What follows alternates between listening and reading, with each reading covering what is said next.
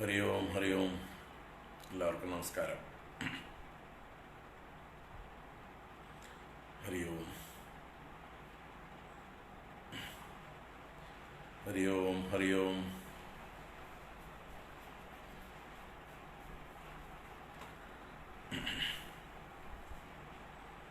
ഹരി ഓം നാരായണ.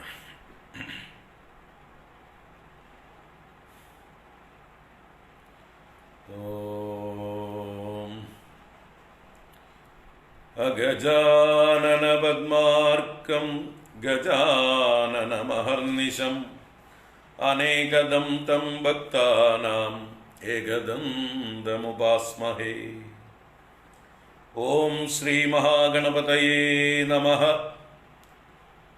ഗുരവേ സർവലോകാനാം ഭിഷജേ ഭവരോഗിണാം നിധയേ സർവവിദ്യാനാം ദക്ഷിണാമൂർത്തയേ നമഃ.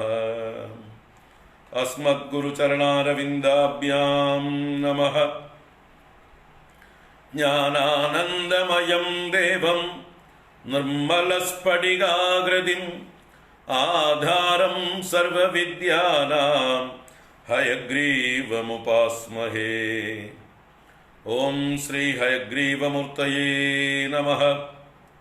സരസ്വതി നമസ്തുഭ്യം വരദേ കാമരൂപിണി വിദ്യാരംഭം കരിഷ്യാമി സിദ്ധിർഭവതു മേ സദാ.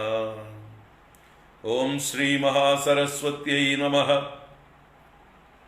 ഉമാകോമളഹസ്താബ്ജസംഭാവിതലലാടകം ഹിരണ്യകുണ്ടലം വന്ദേ കുമാരം പുഷ്കരസ്രജം. ഓം വെട്രിവേൽ മുരുകനുക്ക് ഹരോഹരാ. ഭൂതനാഥ സദാനന്ദ സർവഭൂതദയാപര രക്ഷ രക്ഷ മഹാബാഹോ ശാസ്ത്രേ തുഭ്യം നമോ നമഃ. സ്വാമിയേ ശരണമയ്യപ്പ. കോമളം കൂജയൻ വേണും ശ്യാമളോയം കുമാരകഃ വേദവേദ്യം പരം ബ്രഹ്മ ഭാസതാം പുരതോ മമ.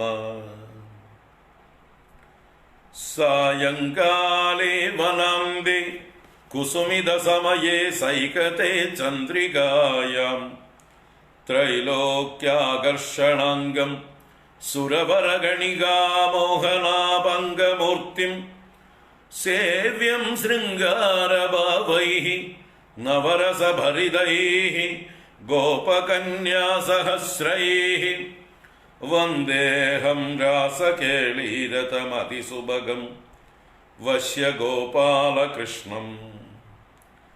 ആനീലശ്ലക്ഷ്ണകേശം ജ്വലിതമകരസൽകുണ്ടലം മന്ദഹാസസ്യന്ദാർദ്രം കൗസ്തുഭശ്രീപരിഗതവനമാലോരുഹാരാഭിരാമം ശ്രീവത്സാംഗം സുബാഹും മൃദുലസതുതരം കാഞ്ചനച്ഛായചേലം ചാരുസ്നിഗ്ധോരുമംബോരുഹലളിതപദം ഭാവയേഹം ഭവന്തം.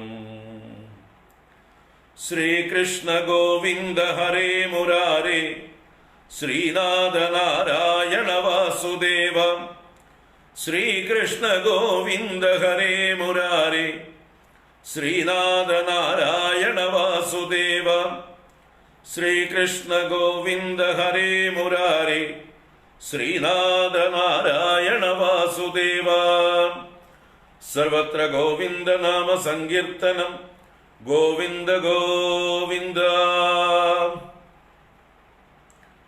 മോക്ഷാബ്ദിസാരമയ ഭാഗവതാഖ്യദധ്നോ നാരായണീയ നവനീതമഘോ ഗൃഹീത്വാ മായാമയൗഘ പരിതപ്തജനായ യോദാത് നാരായണാവനിസുരായ നമോസ്തു തസ്മൈ.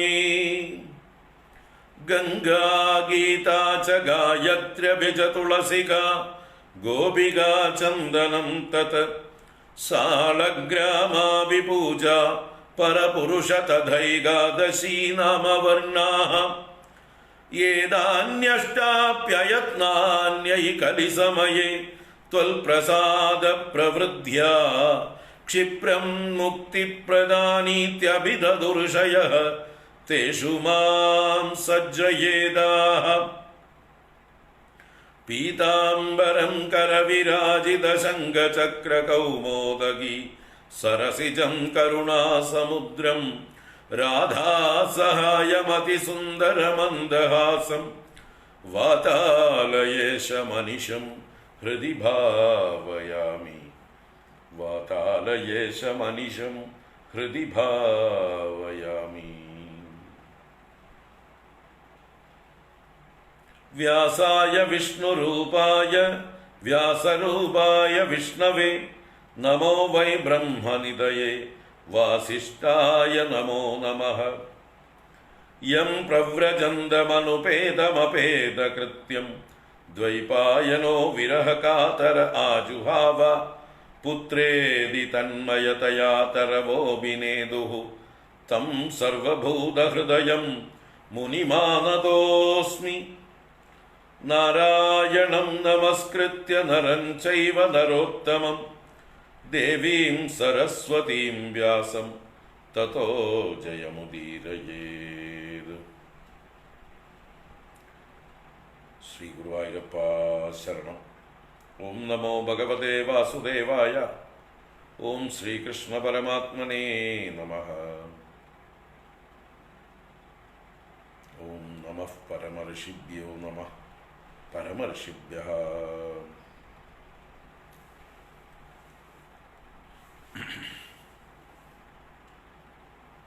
ഹരി ഓം.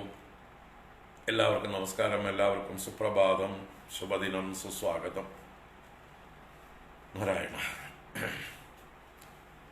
നാരായണീയ പഠന പരമ്പര 62ാമത്തെ എപ്പിസോഡിലേക്ക് ഏവർക്കും സുസ്വാഗതം. 22ാം ദശകം നമ്മളിന്ന് ആരംഭിക്കുകയാണ്. കഴിഞ്ഞ 2-3 ക്ലാസ്സുകളായിട്ട് പഞ്ചമസ്കന്ധത്തിലെ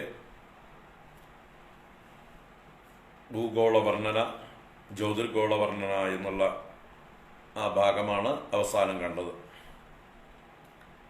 ഇത് ശ്രീമദ് ഭാഗവതത്തിൽ ഷഷ്ഠസ്കന്ധമാണ് ഇനി ആരംഭിക്കുന്ന ഈ 22ാം ദശകം ഉൾക്കൊള്ളുന്നതായിട്ടുള്ള ഭാഗം. ശ്രീമദ് ഭാഗവതം ഷഷ്ഠസ്കന്ധത്തിലെ ആദ്യ കഥയാണ് അജാമിളോപാഖ്യാനം. അതാണ് ഇവിടെ 22ാമത്തെ ദശകത്തിൽ മേൽപ്പത്തൂര് വർണ്ണിച്ചിരിക്കുന്നത്. ശ്രീമദ് ഭാഗവതം 3 അധ്യായം കൊണ്ട് അജാമിളോപാഖ്യാനം വർണ്ണിച്ചിരിക്കുന്നു. അതിനെ 10 ശ്ലോകം കൊണ്ട് അല്ലെങ്കിൽ 11 ശ്ലോകം കൊണ്ട് മേൽപ്പത്തൂര് ഒരു ദശകം കൊണ്ട് വർണ്ണിച്ചിരിക്കുന്നു. ഷഷ്ഠസ്കന്ധത്തിലെ മറ്റ് കഥകളെല്ലാം കൂടിയിട്ട് അടുത്ത ഒരു ദശകത്തിൽ മേൽപ്പത്തൂര് സംഗ്രഹിക്കുന്നുണ്ട്. അങ്ങനെ ഷഷ്ഠസ്കന്ധത്തിനാകെ കൂടി 2 ദശകങ്ങൾ മാത്രം. 19 അധ്യായങ്ങളാണ് ഷഷ്ഠസ്കന്ധത്തിലുള്ളത്. പോഷണം എന്നുള്ള ലക്ഷണമാണ് ഷഷ്ഠസ്കന്ധത്തിൻ്റെ ലക്ഷണം. പോഷണം തദനുഗ്രഹ. ഭഗവാന്റെ അനുഗ്രഹമാണ് പോഷണം. ഭഗവാൻ ആരെ പോഷിപ്പിക്കാൻ തീരുമാനിച്ചോ അവർ പോഷിതരാകുന്നു, പോഷിക്കപ്പെടുന്നു. ഭഗവാൻ വിചാരിച്ചിട്ടില്ലെങ്കിൽ ഇവിടെ ആരും പുഷ്ടിയെ പ്രാപിക്കുകയില്ല, വൃദ്ധിയെ പ്രാപിക്കുകയില്ല. അപ്പോൾ ആരൊക്കെ ഇവിടെ പോഷണത്തെ പ്രാപിച്ചിരിക്കുന്നുവോ, പുഷ്ടിയെ പ്രാപിച്ചിരിക്കുന്നുവോ അവരെല്ലാം ഈശ്വര നിശ്ചയത്താൽ, ഈശ്വര ഇച്ഛയാൽ പുഷ്ടരാണ്. ഇപ്പം തൽക്കാലം അല്ലേ, ചില ദുഷ്ടന്മാർ പോലും വളർന്നു നിൽക്കുന്ന കാലമുണ്ടാവും, വൃദ്ധിയെ പ്രാപിച്ചിരിക്കുന്ന കാലം. അത് അവരുടെ മുൻ സുഹൃതങ്ങളുടെ ഫലമായിട്ടാണ്.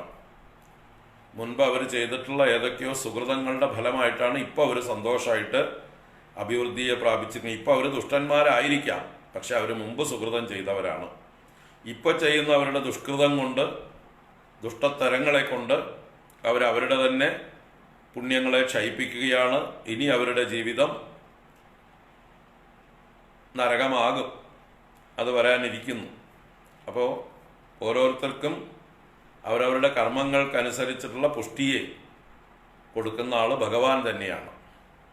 അപ്പോൾ അതുകൊണ്ട് നമ്മൾ ഒന്നിനെക്കുറിച്ചും വറീഡാവേണ്ട കാര്യമൊന്നുമില്ല. നമ്മൾ സത്കർമ്മം ചെയ്തുകൊണ്ടേയിരിക്കുക. സത്കർമ്മം ചെയ്തുകൊണ്ടേ ഇരുന്നാൽ മേൽക്കുമേൽ ഈശ്വരാനുഗ്രഹം കൊണ്ട് പുഷ്ടിയെ പ്രാപിക്കാം.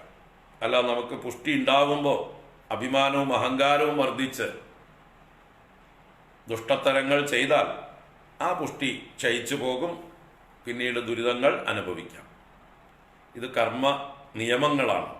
ഈ കർമ്മ നിയമങ്ങളെ പാലിക്കുന്ന, അത് രക്ഷിക്കുന്ന, ഓരോരുത്തർക്കും അർഹിക്കുന്ന കർമ്മഫലം എത്തിക്കുന്ന ആ ഇച്ഛയാണ് ഭഗവാന്റെ ഇച്ഛ. ഭഗവാന്റെ ഇച്ഛ നടക്കുന്നു. അപ്പോൾ ഇവിടെ നടക്കുന്ന എല്ലാ പോഷണങ്ങളും ഈശ്വര അനുഗ്രഹമാണ്. പോഷണം തദനുഗ്രഹ. അപ്പോൾ ആ ഒരു തത്വം ആണ് ഷഷ്ഠസ്കന്ധം മുഴുവനുള്ള കഥകളിലൂടെ അവതരിപ്പിക്കപ്പെടുന്നത്. അതിലാദ്യത്തെ കഥയാണ് അജാമിളൻ എന്ന ഒരു ബ്രാഹ്മണന്റെ കഥ. നമുക്കതിലേക്ക് വരുന്നതിന് മുമ്പ് ആദ്യം ആ ദശകം ഒന്ന് പാരായണം ചെയ്യാം. 11 ശ്ലോകങ്ങൾ. ഓം 22-ാം ദശകം അജാമിളോപാഖ്യാനം. അജാമിളോ നാമ മഹീസുരഃ പുരാ ചരൻ വിഭോ ധർമ്മപദാൻ ഗൃഹാശ്രമീ ഗുരോർഗിരാ കാനനമേത്യ ദൃഷ്ടവാൻ സുദൃഷ്ടശീലാം കുലടാം മദാകുലാം സ്വതഃ പ്രശാന്തോപി തദാ ഹൃദാശയഃ സ്വധർമ്മമുത്സൃജ്യ തയാ സമാരമൻ അധർമ്മകാരീ ദശമീ ഭവൻ പുനഃ ദദൗ ഭവന്നാമയുതേ സുതേരതിം സമൃത്യുകാലേ യമരാജകിങ്കരാൻ ഭയങ്കരാൻ ത്രീനഭിലക്ഷയൻ ഭിയാ പുരാമനാത്വൽ സ്മൃതിവാസനാബലാദ് ജുഹാവ നാരായണനാമകം സുതം ദുരാശയസ്യാപി തദാസ്യ നിർഗത ത്വദീയനാമാക്ഷരമാത്ര വൈഭവാദ് പുരോഭിഭേദുർ ഭവദീയ പാർഷദാഃ ചതുർഭുജാഃ പീതപടാ മനോരമാഃ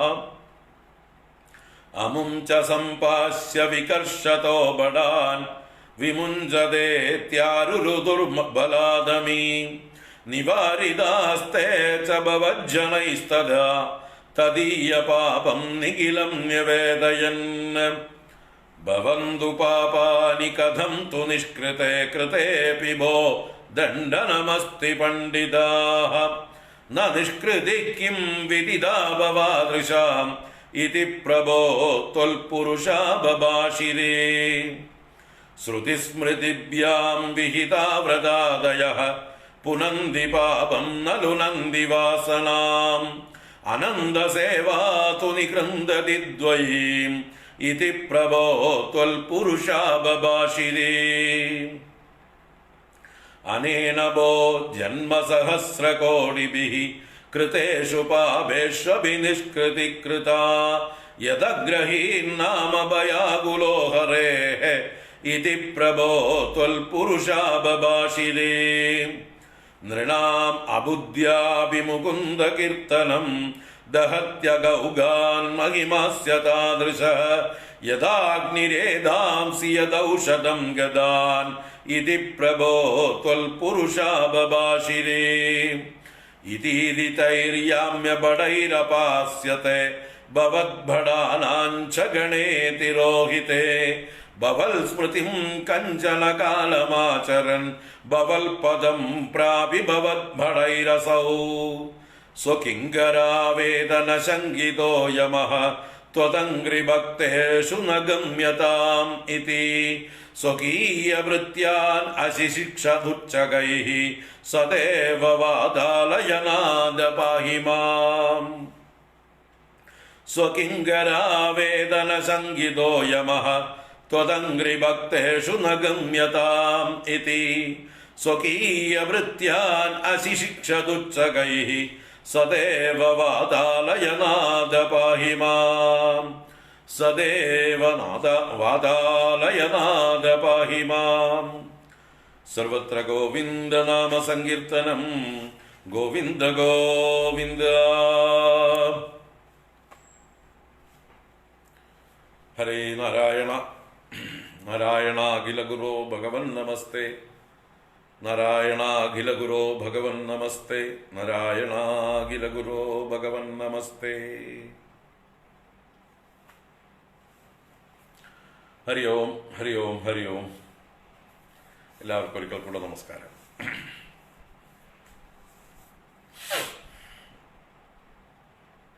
ഇപ്പൊ ശ്രീമദ് ഭാഗവതം ഷഷ്ഠസ്കന്ധം ആരംഭിക്കുന്നത് നമ്മുടെ പരീക്ഷത്തിന്റെ ഒരു ചോദ്യത്തോടു കൂടിയിട്ടാണ്. പരീക്ഷിത്ത് രാജാവ് സുഖബ്രഹ്മർഷിയോട് ചില കാര്യങ്ങൾ ചോദിക്കുകയാണ്. എന്താണ്? ഈ നരകങ്ങളെക്കുറിച്ച് വർണ്ണിച്ചത് കേട്ടു. ശ്രീമദ് ഭാഗവതത്തിലെ പഞ്ചമസ്കന്ധത്തിലെ അവസാന അധ്യായം 26-ാമത്തെ അധ്യായം നരകവർണ്ണനയായിരുന്നു. അപ്പോൾ 28 നരകങ്ങളെക്കുറിച്ച് വർണ്ണിച്ചു. ഓരോ തെറ്റുകൾക്കും ഏതേത് പാപങ്ങൾക്ക് ഏതേത് നരകങ്ങളിൽ ചെന്ന് എന്തെന്ത് ശിക്ഷ അനുഭവിക്കേണ്ടി വരും എന്ന് വളരെ വിസ്തരിച്ച് രസകരമായി അവതരിപ്പിച്ചു സുഖബ്രഹ്മർഷി. അപ്പൊ ഇതൊക്കെ കേട്ടപ്പോൾ നമ്മുടെ പരീക്ഷത്തിന് പേടിയായി. കാരണം ഈ പറഞ്ഞ പാപങ്ങളുടെ ലിസ്റ്റ് എടുക്കുമ്പോൾ ഇതിലേതെങ്കിലും പാപങ്ങൾ ചെയ്യാത്തവരായിട്ട് ആരും ഉണ്ടാവില്ല ഈ മനുഷ്യരുടെ ഇടയിൽ. അപ്പൊ എല്ലാവരും നരകത്തിലേക്ക് പോകേണ്ടി വരുമോ? തൻ്റെ കാര്യമടക്കം. താനും ഒരു രാജാവായിരുന്നു. പലതരത്തിലുള്ള ദണ്ഡങ്ങൾ ശിക്ഷിച്ചതിൻ്റെയും അതുപോലെ മൃഗയാവിനോദം മുതലായതൊക്കെ ചെയ്തിട്ടുണ്ട്. യാഗങ്ങൾ യജ്ഞങ്ങൾ ചെയ്തിട്ടുണ്ട്. ഇപ്പൊ അവസാനമായിട്ടൊരു ബ്രാഹ്മണനെ ഉപദ്രവിച്ച അദ്ദേഹത്തിന്റെ ശാപം കൊണ്ടാണ്, ബ്രാഹ്മണ ശാപത്തോടു കൂടിയിട്ടാണ് അദ്ദേഹം ഗംഗാതീരത്ത് വന്ന് പ്രായോപവേശം ചെയ്തിരിക്കുന്നത്.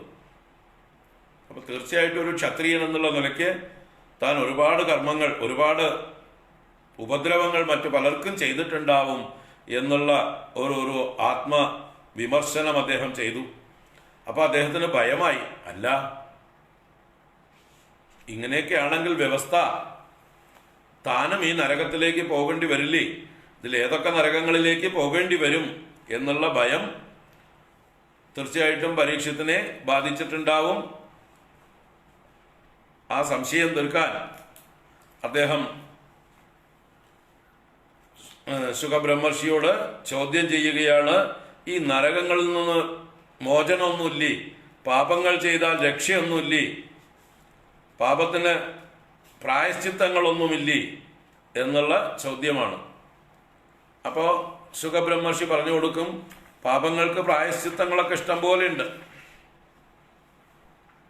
നമ്മുടെ വൈദിക കർമ്മങ്ങളിൽ വൈദിക നിയമങ്ങളുണ്ട്. വേദങ്ങളിൽ 4 തരം കർമ്മങ്ങളെയാണ് പറഞ്ഞിട്ടുള്ളത്. ഒന്ന് നിത്യകർമ്മങ്ങൾ, മറ്റൊന്ന് നൈമിത്തിക കർമ്മങ്ങൾ, വേറൊന്ന് കാമ്യകർമ്മങ്ങൾ, വേറൊന്ന് പ്രതിഷിദ്ധ കർമ്മങ്ങൾ അല്ലെങ്കിൽ ചെയ്യാൻ പാടില്ലാത്ത കർമ്മങ്ങൾ. അപ്പൊ നിത്യകർമ്മങ്ങൾ എന്ന് പറഞ്ഞാൽ നിത്യവും ചെയ്യേണ്ടതായിട്ടുള്ള മസ്റ്റ് ഡു ആയിട്ടുള്ള കർമ്മങ്ങളാണ് നിത്യകർമ്മങ്ങൾ. നൈമിത്തിക കർമ്മങ്ങൾ എന്ന് പറഞ്ഞാൽ ഓരോരോ വിശേഷ അവസരങ്ങൾക്കനുസരിച്ച് ചെയ്യേണ്ട, നിമിത്തവശാൽ ചെയ്യേണ്ട കർമ്മങ്ങൾ നൈമിത്തിക കർമ്മങ്ങൾ, ഓരോ അവസരങ്ങളിൽ ചെയ്യേണ്ടത്. ഇപ്പൊ ശ്രാദ്ധാദികള്, അമാവാസി മുതലായത്, അതുപോലെ ഒരു കുട്ടി ജനിച്ചാൽ ചെയ്യേണ്ട കർമ്മങ്ങള്, കുട്ടിക്ക് ചെയ്യുന്ന ഷോഡശ സംസ്കാരങ്ങളൊക്കെ നൈമിത്തിക കർമ്മങ്ങളാണ്. ഇങ്ങനെ പലതരം കർമ്മങ്ങളുണ്ട് നൈമിത്തിക കർമ്മങ്ങളുടെ ലിസ്റ്റിൽ. അപ്പൊ ഇതൊക്കെ ശാസ്ത്രം നിർദ്ദേശിച്ചിട്ടുള്ളതാണ്. അതുപോലെ ഓരോരുത്തരുടെ ആഗ്രഹങ്ങളെ പൂർത്തീകരിക്കാനായിട്ട് വേദങ്ങളിൽ പല കാമ്യകർമ്മങ്ങൾ പ്രിസ്ക്രൈബ് ചെയ്തിട്ടുണ്ട്. നിങ്ങൾ ഇന്ന പ്രയോജനം ലഭിക്കാൻ ഇന്ന കർമ്മം ചെയ്യൂ, പുത്രന്മാരുണ്ടാവാൻ പുത്രകാമേഷ്ടി ചെയ്യൂ, സ്വർഗത്തിൽ പോകാൻ ഇന്ന യജ്ഞം ചെയ്യൂ. ഇങ്ങനെ ഓരോരോ ഫലങ്ങൾ ലഭിക്കാനായിക്കൊണ്ട് കാമ്യകർമ്മങ്ങളെക്കുറിച്ചും വേദങ്ങളിൽ പറഞ്ഞിട്ടുണ്ട്. അതല്ലാതെ ഇന്നത് ചെയ്യരുത് എന്ന് വേദങ്ങൾ നിഷേധിച്ചിട്ടുണ്ട്. പ്രതിഷേധിച്ചിട്ടുള്ളതായിട്ട് കർമ്മങ്ങളുണ്ട്. ഡോൺ ഡു മാഹിംസീഹി അനൃതം ന ബ്രൂയാത്. ഇങ്ങനെയൊക്കെ കുറെ കാര്യങ്ങൾ. ആരെയും ഹിംസിക്കരുത്, നുണ പറയരുത്, മറ്റുള്ളവരെ ഉപദ്രവിക്കുന്ന ഒരു പ്രവൃത്തികളും ചെയ്യരുത്, ഇങ്ങനെയൊക്കെ കുറെ കാര്യങ്ങളുണ്ടല്ലോ. അപ്പൊ അത് ചെയ്താൽ, പ്രതിഷിദ്ധ കർമ്മം ചെയ്താൽ എന്താണ് പ്രതിവിധി, അതിനുള്ള പ്രായശ്ചിത്തം എന്താണെന്നും കൂടി ശാസ്ത്രങ്ങൾ വേദങ്ങളിലൊക്കെ പറഞ്ഞിട്ടുണ്ട്. ഇന്ന കർമ്മത്തിന് ഇന്ന പ്രതിവിധി. അതുപോലെ നിത്യനൈമിത്തിക കർമ്മങ്ങൾ ചെയ്യാതിരുന്നാലും അതിനും പ്രതിവിധിയുണ്ട്. നിത്യകർമ്മങ്ങൾ മുടങ്ങിപ്പോയി എന്ന് വിചാരിക്കുക, അതിന് പ്രായശ്ചിത്തമുണ്ട്. നൈമിത്തിക കർമ്മങ്ങൾ മുടങ്ങിയാൽ അതിന് പ്രായശ്ചിത്തമുണ്ട്. അപ്പൊ പ്രായശ്ചിത്ത കർമ്മങ്ങൾ എന്ന് ഒരു വകുപ്പുണ്ട്. അപ്പൊ ആ പ്രായശ്ചിത്തം ചെയ്താൽ തെറ്റുകൾ ചെയ്തതിനുള്ള പരിഹാരവും അതുപോലെ ശരികൾ ചെയ്യാതിരുന്നതിനുള്ള പരിഹാരവും ആവും എന്ന് വേദങ്ങളിൽ പറഞ്ഞിരിക്കുന്നു. ശാസ്ത്രങ്ങൾ, സ്മൃതികൾ ഒക്കെ ധാരാളമുണ്ട്. അത് പറഞ്ഞു സുഖബ്രഹ്മർഷി. അപ്പോൾ പരീക്ഷിത്ത് രാജാവിനൊരു സംശയം, അല്ല അങ്ങനെയൊക്കെ പ്രതിവിധികൾ വിധിച്ചിട്ടുണ്ടെങ്കിൽ ആളുകള് അതുപോലെയൊക്കെ തന്നെയാണല്ലോ കാട്ടിക്കൂട്ടുന്നത്.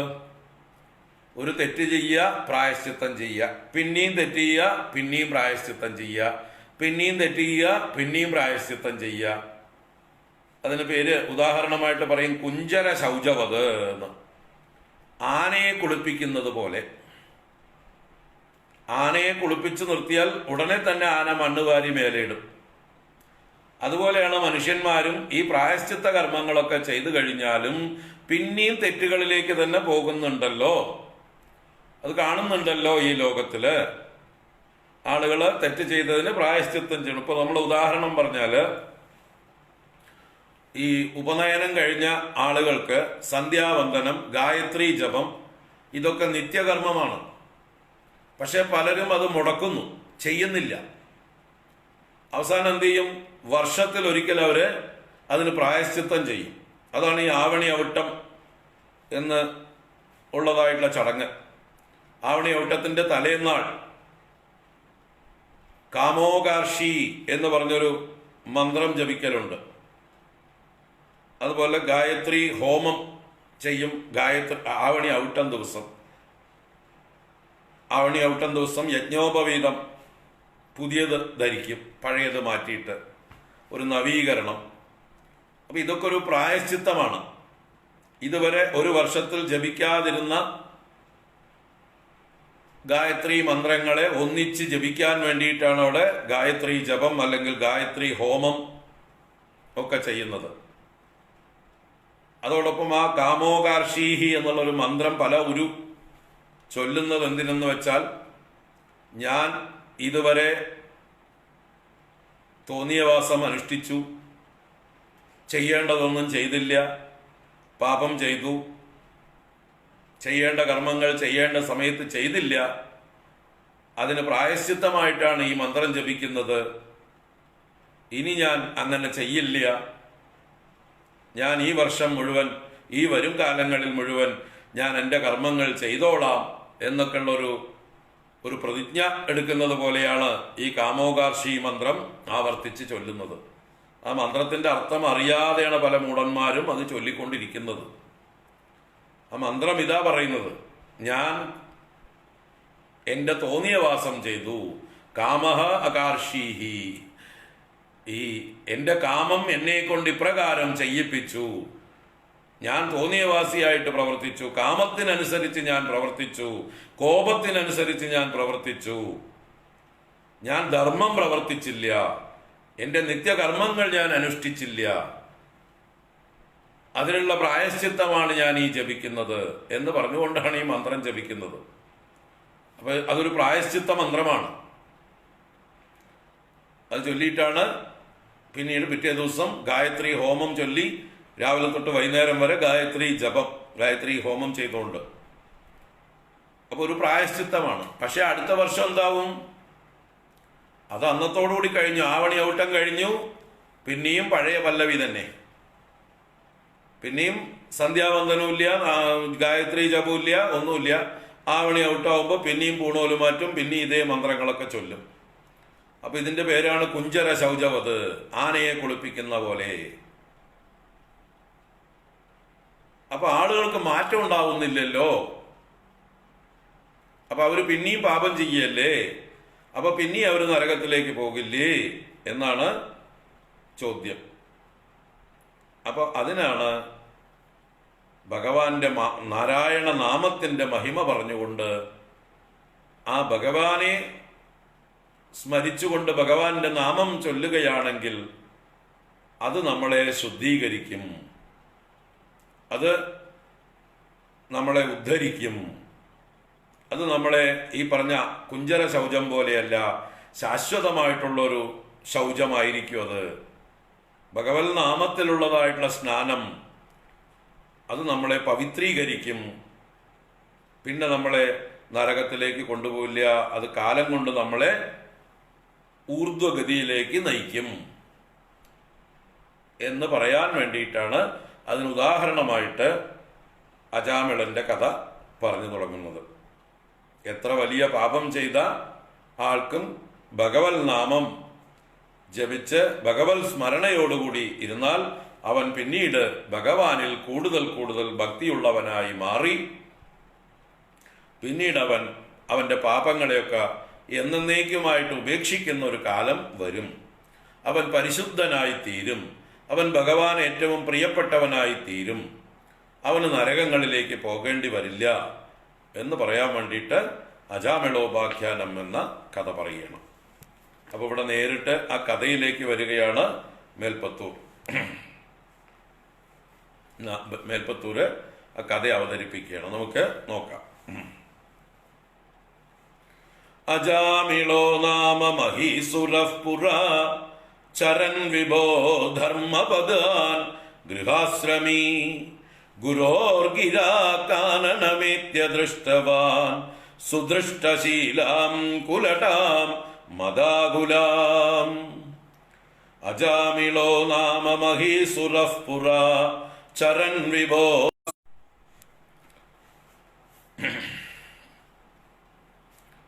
അജാമിളോ നാമ മഹീസുരഃ പുരാ ചരൻ വിഭോ ധർമ്മപദാൻ ഗൃഹാശ്രമി. അപ്പൊ ഒരാളെ അവതരിപ്പിക്കുകയാണ്. അജാമിള നാമ മഹീസുരഃ. അജാമിളൻ എന്ന പേരായ ഒരു മഹീസുരൻ. മഹീസുരൻ എന്നാൽ ബ്രാഹ്മണൻ, ഭൂദേവൻ, ഭൂമിയിലെ സുരൻ, ഭൂദേവൻ, മഹീസുരൻ, ഒരു ബ്രാഹ്മണൻ. അപ്പോ ഒരു ബ്രാഹ്മണനായിരുന്നു അജാമിളൻ. പുരാ പണ്ട് അദ്ദേഹം, അല്ലയോ വിഭോ ഗുരുവായൂരപ്പ എന്ന് മേൽപ്പത്തൂർ ഗുരുവായൂരപ്പനെ നോക്കിക്കൊണ്ട് പറയാണ്, കഥ പറയാണ്. ധർമ്മപദാൻ ചരന് ഗൃഹാശ്രമി ആസീത്. പുരാ പണ്ട് അയാള് ധർമ്മപദാൻ ചരന്, ധർമ്മപന്ഥാവിലൂടെ ചരിച്ച്, ധർമ്മമാർഗങ്ങളിലൂടെ ചരിച്ച ഒരു ഗൃഹസ്ഥാശ്രമി ആയിരുന്നു. പിന്നീട് അദ്ദേഹം ഗുരോർഗിര കാനനം ഏത്യ. ഇവിടെ ഗുരോഹോ ഗിര എന്ന് പറഞ്ഞാൽ തന്റെ ഗുരു എന്ന് പറഞ്ഞാൽ അച്ഛനമ്മമാരൊക്കെ ഗുരുക്കന്മാരാണ്. അപ്പൊ അച്ഛന്റെ വാക്ക് കേട്ട് കാനനമേത്യ, അച്ഛന്റെ നിത്യകർമ്മങ്ങൾക്ക് ആവശ്യമായിട്ടുള്ള ചമതയും മറ്റും സമാഹരിക്കാനായിക്കൊണ്ടാണ് ഇദ്ദേഹം കാട്ടിലേക്ക് വന്നത്. അതാണ് ഇവിടെ കാനനം ഏത്യ.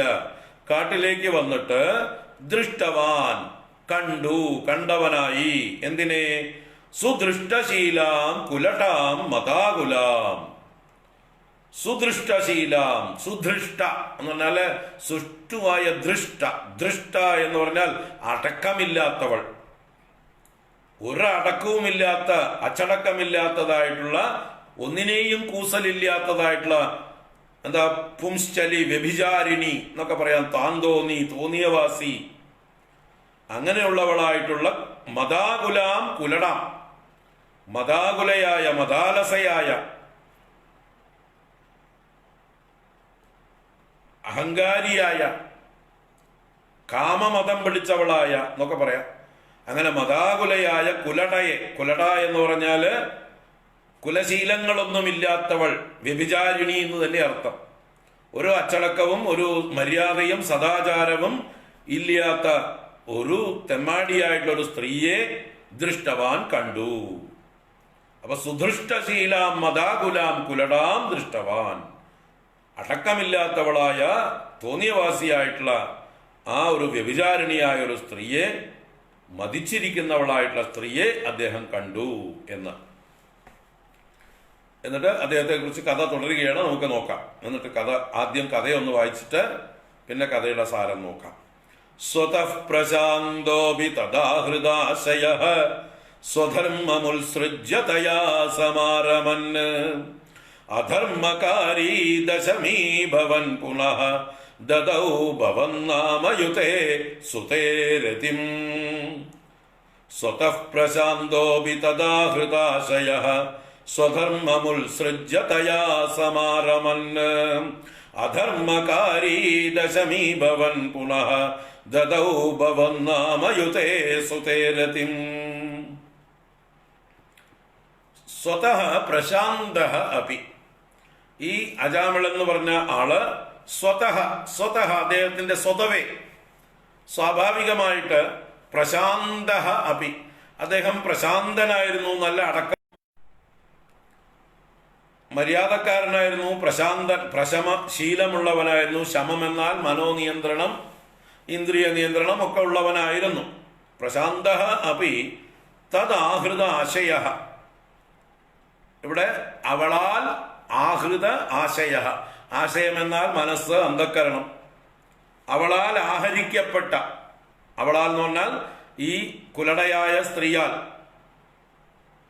ആ സ്ത്രീയാൽ ആകൃഷ്ടനായിട്ട് ആഹരിക്കപ്പെട്ടതായിട്ട് തത് ആഹൃത ആശയഃ, ഇദ്ദേഹത്തിന്റെ മനസ്സ് അവളാൽ വലിച്ചഴക്കപ്പെട്ടിട്ട് സ്വധർമ്മം ഉത്സൃജ്യ, സ്വധർമ്മത്തെ വെടിഞ്ഞ്, ഉത്സർജിച്ചിട്ട് വെടിഞ്ഞിട്ട് എന്ന് പറഞ്ഞാൽ തന്റെ ധർമ്മം, ബ്രാഹ്മണ ധർമ്മം, തന്റെ അച്ഛനമ്മമാരെ ശുശ്രൂഷിക്കുകയും തന്റെ ഭാര്യയുണ്ട്, ആ ഭാര്യയോടുകൂടി തൻ്റെതായിട്ടുള്ള നിത്യകർമ്മങ്ങൾ, അഗ്നിഹോത്രാദികൾ ഒക്കെ നടത്തുന്നതിന് പകരം അതിനെ ഉത്സൃജ്യ, അതിനെ വെടിഞ്ഞിട്ട് തയാ സമാരമന്, അവളുമായിട്ട് സമ്യക്കായി ആരമിച്ചു, നന്നായി രമിച്ചു എന്നുവെച്ചാൽ അവളുമായിട്ട് ജീവിതം നയിച്ചു. അദ്ദേഹം അവളോടുകൂടെ രമിച്ചു. അങ്ങനെ അധർമ്മകാരി, അധർമ്മം ചെയ്യുന്നവനായിട്ട്, ഇപ്പൊ തോന്നിയവാസങ്ങൾ അവളുടെ കൂടെ കൂടിയപ്പോഴോ പിന്നെ അവളുടെ കയ്യിലെ കളിപ്പാട്ടമായി മാറി. അവൾ എന്ത് പറയുന്നു അതൊക്കെ ചെയ്യലായി. അപ്പൊ അവൾക്ക് ധനം വേണം ധാരാളം, അവളുടെ ഇഷ്ടത്തിനുള്ള വസ്ത്രങ്ങളും ആഭരണങ്ങളും ഒക്കെ ഉണ്ടാക്കി കൊടുക്കണം. അപ്പൊ അവള് പറയുന്നതിനനുസരിച്ച് ധനമുണ്ടാക്കാൻ വേണ്ടി മറ്റുള്ളവരെ ചതിക്കാനും വഞ്ചിക്കാനും കക്കാനും കൊള്ളയടിക്കാനും ഒക്കെ തുടങ്ങി. ചൂതുകളി മുതലായിട്ടുള്ള എല്ലാ കൊള്ളരുതായ്മയും അദ്ദേഹത്തിന് വന്നു ചേർന്നു. അപ്പൊ ഈ ഒരു സ്ത്രീയോടുകൂടി ദുസ്സംഗം ചെയ്തതോടുകൂടെ അവളുടെ ഇഷ്ടത്തിന് കളിക്കുന്ന കുഞ്ഞിരാമനായി മാറി. ഇദ്ദേഹത്തിന്റെ സ്വധർമ്മമൊക്കെ അദ്ദേഹം ഉപേക്ഷിച്ചു. അങ്ങനെ അധർമ്മകാരി, സ്വധർമ്മം ഉത്സൃജ്യ അധർമ്മകാരി തയാ സമാരമന് ദശമീ അഭവന്. ദശമീ അഭവൻ എന്ന് പറഞ്ഞാൽ 10 പുത്രന്മാരുള്ളവനായി ഭവിച്ചു. അദ്ദേഹത്തിന് 10 പുത്രന്മാരുണ്ടായി. അല്ലെങ്കിൽ ദശമീ ഭവൻ എന്ന് പറയുമ്പോൾ ഇവിടെ വാർദ്ധക്യത്തെ ബാധിച്ചവനായിട്ട് എന്ന് അർത്ഥമാണ്. വാർദ്ധക്യം ബാധിച്ചവനായിട്ട്. പുനഃ പിന്നീട് അദ്ദേഹത്തിന് ഭവന്നാമയുതേ സുതേ രതിം ദദൗ. ഭവന്നാമയുതേ സുതേ, അങ്ങയുടെ നാമത്തോടു കൂടിയവനായ പുത്രനിൽ രതിം ദദൗ, രതിയെ ധരിച്ചു എന്ന് പറഞ്ഞാൽ വളരെ താല്പര്യം ഉണ്ടായി. ആരുടെ നേർക്ക്? ഒരു പുത്രന്, അവസാനത്തെ പുത്രന് ഏതോ അയാളുടെ മുൻ സുഹൃതം കൊണ്ട്, ഈ ജന്മത്തിൽ തന്നെ അദ്ദേഹം മുമ്പ് സുഹൃതം ചെയ്തിട്ടുള്ള ആളാണ്, ജന്മാന്തരത്തിലും സുഹൃതം ചെയ്തിട്ടുണ്ടാവാം. അതുകൊണ്ട് ഒടുക്കത്തെ പുത്രന് ഭാഗ്യം നാരായണൻ എന്ന് പേര് വയ്ക്കാൻ കാരണമായി. അങ്ങനെ ആ നാരായണൻ എന്ന പേരുള്ള ആ ഒടുക്കത്തെ പുത്രനോട് ലാളന സ്നേഹം രതി ധരിച്ചു എന്ന് പറഞ്ഞ താല്പര്യം കൂടി വന്നു. അപ്പൊ ഒടുക്കത്തെ പുത്രനോടായിരുന്നു അദ്ദേഹത്തിന് വല്ലാത്തൊരു സ്നേഹപാശം, മമത, ലാളന എല്ലാം. അപ്പൊ സ്വതവേ പ്രശാന്തനായിരുന്ന ആള് ഇവളാൽ ആഹരിക്കപ്പെട്ടവനായി സ്വധർമ്മം ഉപേക്ഷിച്ച് അവളോടുകൂടെ രമിക്കുന്നവനായി അധർമ്മം ചെയ്യുന്നവനായി അവസാന കാലത്ത് തന്റെ അവസാനം ജനിച്ച പുത്രനോട് വല്ലാത്തൊരു താല്പര്യം. തുടരുന്നു. സമൃത്യുകാലേ യമരാജകിങ്കരാൻ ഭയങ്കരാൻ ത്രീനഭിലക്ഷയൻ ബിയാ പുരാമനാത്വൽ സ്മൃതിവാസനാബലാദ് ജുഹാവ നാരായണ നാമകം സുതം. സമൃത്യുകാലേ യമരാജകിങ്കരാൻ ഭയങ്കരാൻ ത്രീൻ അഭിലക്ഷയൻ ബിയാ പുരാമനാത്വൽ സ്മൃതിവാസനാബലാദ് ജുഹാവ നാരായണ നാമകം സുതം. അദ്ദേഹത്തിന് വയസ്സായി എന്ന് പറഞ്ഞല്ലോ. അങ്ങനെ അദ്ദേഹത്തിന്റെ മൃത്യുകാലം അടുത്തു. സഹ അജാമിള മൃത്യുകാലേ, മരണകാലം അടുത്തപ്പോൾ യമരാജ കിങ്കരാൻ ഭയങ്കരാൻ ത്രീൻ അഭിലക്ഷയൻ,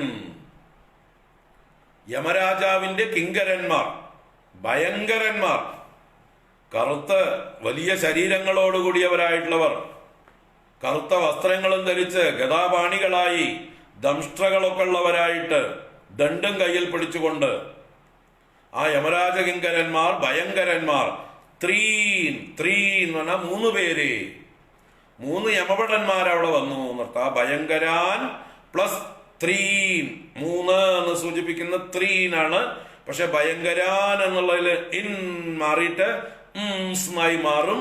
അങ്ങനെ സന്ധി വരുമ്പോ ഭയങ്കരാം സ്ത്രീൻ എന്നായി മാറും. അവിടെ സ്ത്രീകളൊന്നുമില്ല, സ്ത്രീകളുമായിട്ട് ഒരു ബന്ധവുമില്ല. ഭയങ്കരാൻ എന്നുള്ള ഇന്നും ത്രീൻ എന്നുള്ളതിൽ ത്രീയും സന്ധി ചേരുമ്പോ സ്ത്രീനായി മാറുന്നതാണ് സംസ്കൃത വ്യാകരണ നിയമമാണ്. അപ്പൊ സ്ത്രീകളുണ്ടോ അവിടെ എന്ന് ആരും ധരിക്കേണ്ട. ഇവിടെ ഒരു സ്ത്രീകളും ഇല്ല. ഭയങ്കരാൻ ത്രീൻ അഭിലക്ഷയൻ, അഭിലക്ഷയൻ മുമ്പിൽ കണ്ടിട്ട്, ലക്ഷീകരിച്ചിട്ട്, പ്രത്യക്ഷമായി കണ്ടിട്ട്, ഭിയാ, ഭിയാ എന്ന് പറഞ്ഞാൽ ഭയം കൊണ്ട്, ഭയചകിതനായിട്ട്. എന്തായി? പുരാ മനാത്വൽ സ്മൃതിവാസനാബലാത്, പുരാ പണ്ട് അല്പം അങ്ങയുടെ വാസനാബലം ഉണ്ടായിരുന്നു. പണ്ട് ഭഗവാനെ സേവിച്ചതിന്റെ ബലമൊക്കെ അദ്ദേഹത്തിന്റെ ഉള്ളിൽ കിടപ്പുണ്ട്. അതുപോലെ ഈ മകനോട് വാത്സല്യവുമുണ്ട്. ഈ ചെറിയ പുത്രന് നാരായണൻ എന്ന് പേര് ഇട്ടിട്ടുണ്ട്. അവനെ വിളിച്ച് വിളിച്ച് ശീലമുണ്ട്. അവനെയാണ് നാരായണ നാരായണ എന്ന് വിളിക്കാറ്, ഭഗവാനെ അല്ല ഉദ്ദേശിച്ച് വിളിക്കുന്നത്. അപ്പൊ ഈ ഒരു സംസ്കാരം കിടക്കുന്നത് കൊണ്ട് നാരായണ എന്ന് വിളിക്കാനും അദ്ദേഹത്തിന് മടിയില്ലാതിരുന്നു. അല്ലെങ്കിൽ ദൗർഭാഗ്യം കൊണ്ട് ചിലപ്പോൾ നാരായണ എന്ന് പേരിട്ടിട്ട് എടാ നാണോ എന്ന് വിളിച്ചാലും കഷ്ടമായിപ്പോയെന്നെ. അപ്പൊ ഭഗവാൻ വരില്ല, ഭഗവാന്റെ പാർഷദന്മാർ വരില്ല.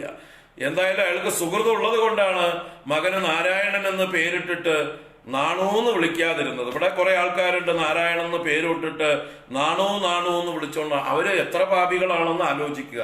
ഈ അജാമിളനേക്കാൾ മഹാപാപികളാണ് അവര്. നല്ലൊരു പേര് നാരായണൻ എന്നിട്ടിട്ട് നാണൂന്ന് വിളിക്കുക അല്ലേ? നല്ല നല്ല പേരുകളിടും. സുബ്രഹ്മണ്യൻ എന്നിടും, ഡേ ചുപ്പാമണി എന്ന് വിളിക്കും. അതുപോലെ ഓരോ നല്ല നല്ല പേരുകളെ എത്ര വികൃതമാക്കവര് അല്ലേ? കൃഷ്ണൻ എന്ന് നല്ല പേരിട്ടിട്ട് കിച്ചാ കിച്ചാ എന്ന് വിളിക്കും. നല്ല കൃഷ്ണ എന്ന് വിളിച്ചൂടെ? അപ്പോൾ കിച്ചാന്നേ വിളിക്കുള്ളൂ വായില്. അപ്പൊ പാപാധിക്യം. അങ്ങനെയെങ്കിലും കൃഷ്ണ എന്നുള്ള ഭഗവാന്റെ നാമം വിളിക്കില്ല. അപ്പൊ നാരായണ എന്ന് വിളിക്കണമെങ്കിലും മകന് നാരായണൻ എന്ന് പേരിട്ടത് കൊണ്ടായില്ല, പുണ്യം വേണമെന്ന് പറയുക. അപ്പൊ എന്തോ ഇയാൾക്കും പണ്ട് ചെയ്ത അല്പ പുണ്യം കിടപ്പുണ്ട്. അതാണ് മനാക്ക് എന്ന് പറയുന്നത്. മനാക്ക് എന്ന് പറഞ്ഞാൽ അല്പം കിടക്കുന്നതായിട്ടുള്ള ത്വൽ സ്മൃതി വാസനാ ബലാദ്. ത്വൽ സ്മൃതി, ഗുരുവായൂരപ്പ അങ്ങയുടെ സ്മൃതി വാസന അദ്ദേഹത്തിന്റെ ഉള്ളില് കിടപ്പുണ്ട്. അതിന്റെ ഫലമായിട്ടാണ് നാരായണ എന്ന് മകനെ വിളിക്കാൻ തോന്നുന്നത്. അങ്ങനെ ജുഹാവ ആഹ്വാനം ചെയ്തു, വിളിച്ചു. ആരെ? നാരായണ നാമകം സുതം, നാരായണൻ എന്ന പേരോടുകൂടിയ പുത്രനെ ആഹ്വാനം ചെയ്തു ജുഹാവ. അപ്പൊ നാരായണ എന്ന് നീട്ടി വിളിച്ചു. എന്താ? ഭയം കൊണ്ട്. അപ്പൊ യമകിങ്കരന്മാര് 3 പേരെ കണ്ടപ്പോൾ തനിക്കുള്ളിലും ഭയമുണ്ടായി. തന്നെ കൊണ്ടുപോകാനായിട്ട് ഇവർ വന്നിരിക്കണു. ഇനി തന്റെ ചെറിയ മകൻ വളർന്നു വന്നിട്ടില്ല, 5 വയസ്സോ മറ്റേ ആയിട്ടുള്ളൂ ആ കുട്ടിക്ക്. അപ്പൊ ഇനി അവന്റെ ഭാവി എന്താവും? ഞാൻ പോയാൽ അവനെ ആര് നോക്കും എന്നുള്ള ആശങ്കയുണ്ട്. ഇനി ആ കുട്ടിയോ മറ്റേ ഈ യമകിങ്കരന്മാരെ കണ്ട് ഭയപ്പെടുമോ എന്നുള്ള പേടിയോ, എന്തൊക്കെയോ ഭയാശങ്കകളെ കൊണ്ട് ആ 5 വയസ്സുള്ള ബാലനെ എപ്പോഴും വിളിക്കുന്നത് പോലെ നാരായണ എന്ന് നീട്ടി വിളിച്ചു. സാധാരണ വിളിക്കും പോലെയല്ല, ദീനനായിട്ട് നീട്ടി വിളിച്ചു. ജുഹാവ നാരായണ നാമകം സുതം. അപ്പൊ ഭാഗ്യം അങ്ങനെ വിളിക്കാൻ തോന്നിയത്. സമൃത്യുകാലേ യമരാജ കിങ്കരാൻ ഭയങ്കരാൻ ത്രീൻ അഭിലക്ഷയൻ ഭിയാ പുരാമനാത്വൽ സ്മൃതിവാസനാബലാദ് ജുഹാവ നാരായണ നാമകം സുതം. ദുരാശയസ്യാഭി തദാസ്യ നിർഗത ത്വദീയ നാമാക്ഷരമത്ര വൈഭവാദ് പുരോ വിഭേദുർഭവദീയ പാർഷദാഃ ചതുർഭുജാ പീതപടാ മനോരമാഃ.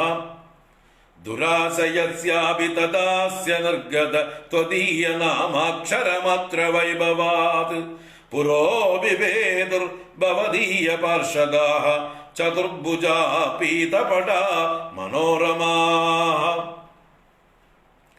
ദുരാശയസ്യ അപി, അവനാണ് ദുരാശയനാണ്. ദുരാശയൻ എന്ന് പറഞ്ഞാൽ ദുഷിച്ച മനസ്സുള്ളവൻ, ദുഷ്ട മനസ്സോടുകൂടിയവൻ. ആശയം അന്ധക്കരണം, ചിത്തം. അപ്പൊ ചിത്തം മുഴുവൻ മാലിന്യമാണെങ്കിലും ദുരാശയസ്യ അപി തദാസ്യ നിർഗത ത്വദീയ നാമാക്ഷരമാത്ര വൈഭവാത്. അവന്റെ തദാസ്യം, തദാസ്യം എന്ന് പറഞ്ഞാൽ അവന്റെ ആസ്യത്തിൽ നിന്ന്, ആസ്യം എന്നാൽ വായ, വദനം. അവന്റെ ആസ്യത്തിൽ നിന്ന് നിർഗതമായത്, നിർഗമിച്ചത്, പുറത്തേക്ക് വന്നതായിട്ടുള്ള ത്വദീയ നാമാക്ഷരം. ഗുരുവായൂരപ്പ, അങ്ങയുടെ നാമാക്ഷരം നാരായണ എന്നുള്ള 4 അക്ഷരങ്ങൾ, അതിന്റെ മാത്ര വൈഭവാത്, അതിന്റെ മാത്രം കേവലം അതിന്റെ വൈഭവം കൊണ്ട് നാരായണ എന്ന 4 അക്ഷരം അയാളുടെ നാവിൽ നിന്ന് ആ നേരത്ത് വന്നു. മരണസമയത്ത് ഈ എന്താ പറയാ, വളരെ ദീനനായിട്ട് നീട്ടി വിളിച്ചു, അപ്ലുതമായിട്ടുള്ള രീതിയിൽ വിളിച്ചു എന്നർത്ഥം. അങ്ങനെയുള്ള ആ നാമവൈഭവം കൊണ്ട്, നാമാക്ഷര മാത്ര വൈഭവാത് എന്ത് സംഭവിച്ചു? പുരോ അഭിഭേദു, പുറഹ, പുറഹ മുമ്പിൽ, പുറതഹ, അഭിഭേദുഹു എന്ന് പറഞ്ഞാൽ അഭിപതിച്ചു, ചാടി വീണു. ആരാ ചാടി വീണത്? ഭവദീയ പാർഷദാഃ. ഗുരുവായൂരപ്പ, അങ്ങയുടെ പാർഷദന്മാർ, വിഷ്ണുദൂതന്മാർ, അവര് ലോകത്ത് എല്ലായിടത്തും ഉണ്ട്. ഭഗവാന്റെ സ്പൈകള്, വേഷം മാറി പല രൂപത്തില് നമുക്ക് കാണാൻ പറ്റാത്ത സൂക്ഷ്മ ശരീരികളായിട്ട് എല്ലായിടത്തും ഉണ്ട്. നമ്മൾ എന്തൊക്കെയാ ചെയ്യണത് എന്ന് അവര് നോക്കി നടപ്പുണ്ട്. You are under CCTV surveillance എന്ന് പറയും പോലെ ഭഗവാന്റെ പാർഷദന്മാരാൽ നമ്മൾ എപ്പോഴും വാച്ചിങ് ആണ്. അവരറിയാതെ നമ്മളൊന്നും ചെയ്യാൻ പറ്റില്ല. നമ്മൾ ചെയ്യുന്ന പാപങ്ങളെ അപ്പപ്പോ റിപ്പോർട്ട് ചെയ്യുന്നുണ്ട് അവര്. അതുപോലെ നമ്മൾ വിളിച്ചാൽ നമുക്ക് അത്യാവശ്യത്തിന് ഏതെങ്കിലും രൂപത്തില് അവര് ചാടി വീണ് നമ്മളെ രക്ഷിക്കുകയും ചെയ്യും. അങ്ങനെയുള്ള പാർഷദന്മാരാണ് ഭഗവാന്റെ പാർഷദന്മാർ. അവർ ഉടനെ ചാടി വീണു. പുരോ അഭിഭേദുഹു ഭവദീയ പാർഷദാഃ. അങ്ങയുടെ പാർഷദന്മാർ ഉടനെ മുമ്പിൽ ചാടി വീണു. ചതുർഭുജ പീതപട മനോരമാഃ. അവരെ വർണ്ണിക്കുകയാണ്. അവർ 3 വിശേഷണങ്ങൾ കൂടി. ചതുർഭുജ, 4 കൈകളുള്ളവരും, പീതപട, പീതാംബരം ധരിച്ചവരും, പടം എന്നാൽ വസ്ത്രം, അപ്പൊ മഞ്ഞ വസ്ത്രം ധരിച്ചവരും, മനോരമാഃ, കാണുന്നവരുടെ മനസ്സിനെയൊക്കെ രമിപ്പിക്കുന്ന സൗന്ദര്യമുള്ളവരും, വിഷ്ണുവിന്റെ മൂർത്തികൾ തന്നെയാണ് അവര്, വിഷ്ണു പാർഷദന്മാര്. വിഷ്ണുവിന്റെ മൂർത്തിയിൽ നിന്ന് ആകെ 2 അടയാളങ്ങളെ വ്യത്യാസം ഉണ്ടാവുള്ളൂ. വിഷ്ണുവിൻ്റെതായിട്ടുള്ള സ്വന്തം അടയാളം കൗസ്തുഭം എന്ന രത്നവും ശ്രീവത്സം എന്ന മറുകും. ഇത് രണ്ടും വിഷ്ണു വേറെ ആർക്കും പാർഷദന്മാർക്കൊന്നും കൊടുക്കില്ല. ഇത് ഭഗവാന്റെ സ്വന്തം ഐഡന്റിറ്റി മാർക്കാണ്. ഭഗവാൻ അത്രയും പ്രിയപ്പെട്ടതാണ് ഇത് രണ്ടും, കൗസ്തുഭരത്നവും ശ്രീവത്സം എന്ന മറുകും.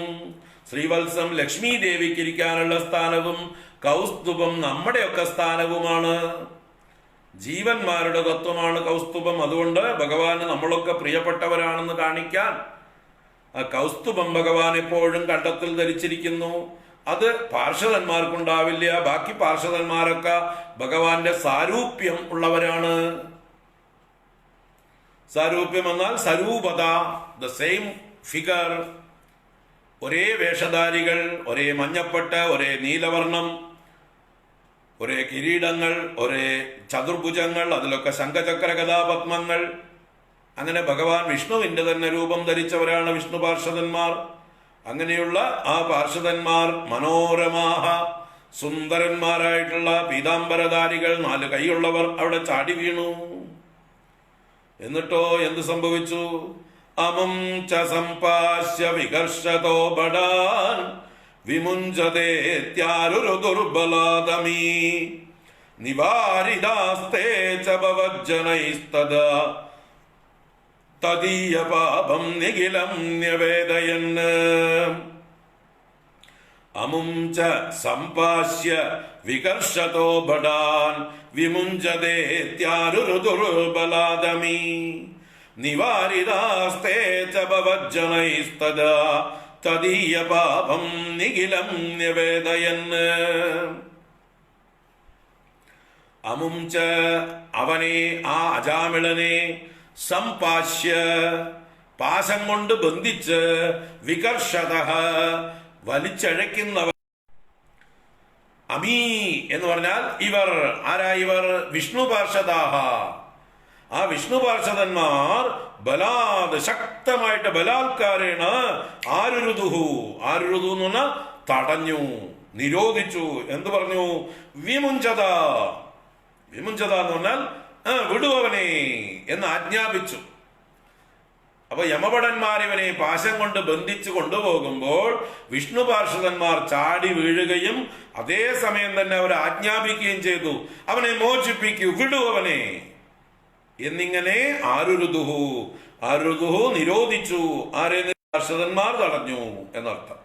വിമുഞ്ചതേത്യാരുരു ദുർബലാദമീ നിവാരിതാസ്തേ ച ഭവജ്ജനൈസ്തദാ തദാ ഭവജ്ജനൈഹി നിവാരിതാഹ തേ.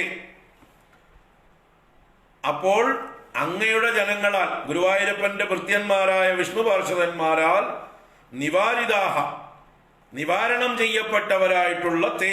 തേ എന്ന് പറഞ്ഞാൽ യമഭടാഹ. ആ യമഭടന്മാർ തദീയ പാപം നിഖിലം ന്യവേദയൻ. അവന്റേതായിട്ടുള്ള, അജാമിളന്റേതായിട്ടുള്ള പാപത്തിന്റെ ലിസ്റ്റ് എടുത്ത് ഈ വിഷ്ണു പാർഷദന്മാരെ കേൾപ്പിച്ചു. അതെ, എന്താ നിങ്ങൾ തടയണത്? നിങ്ങൾ ആരാ?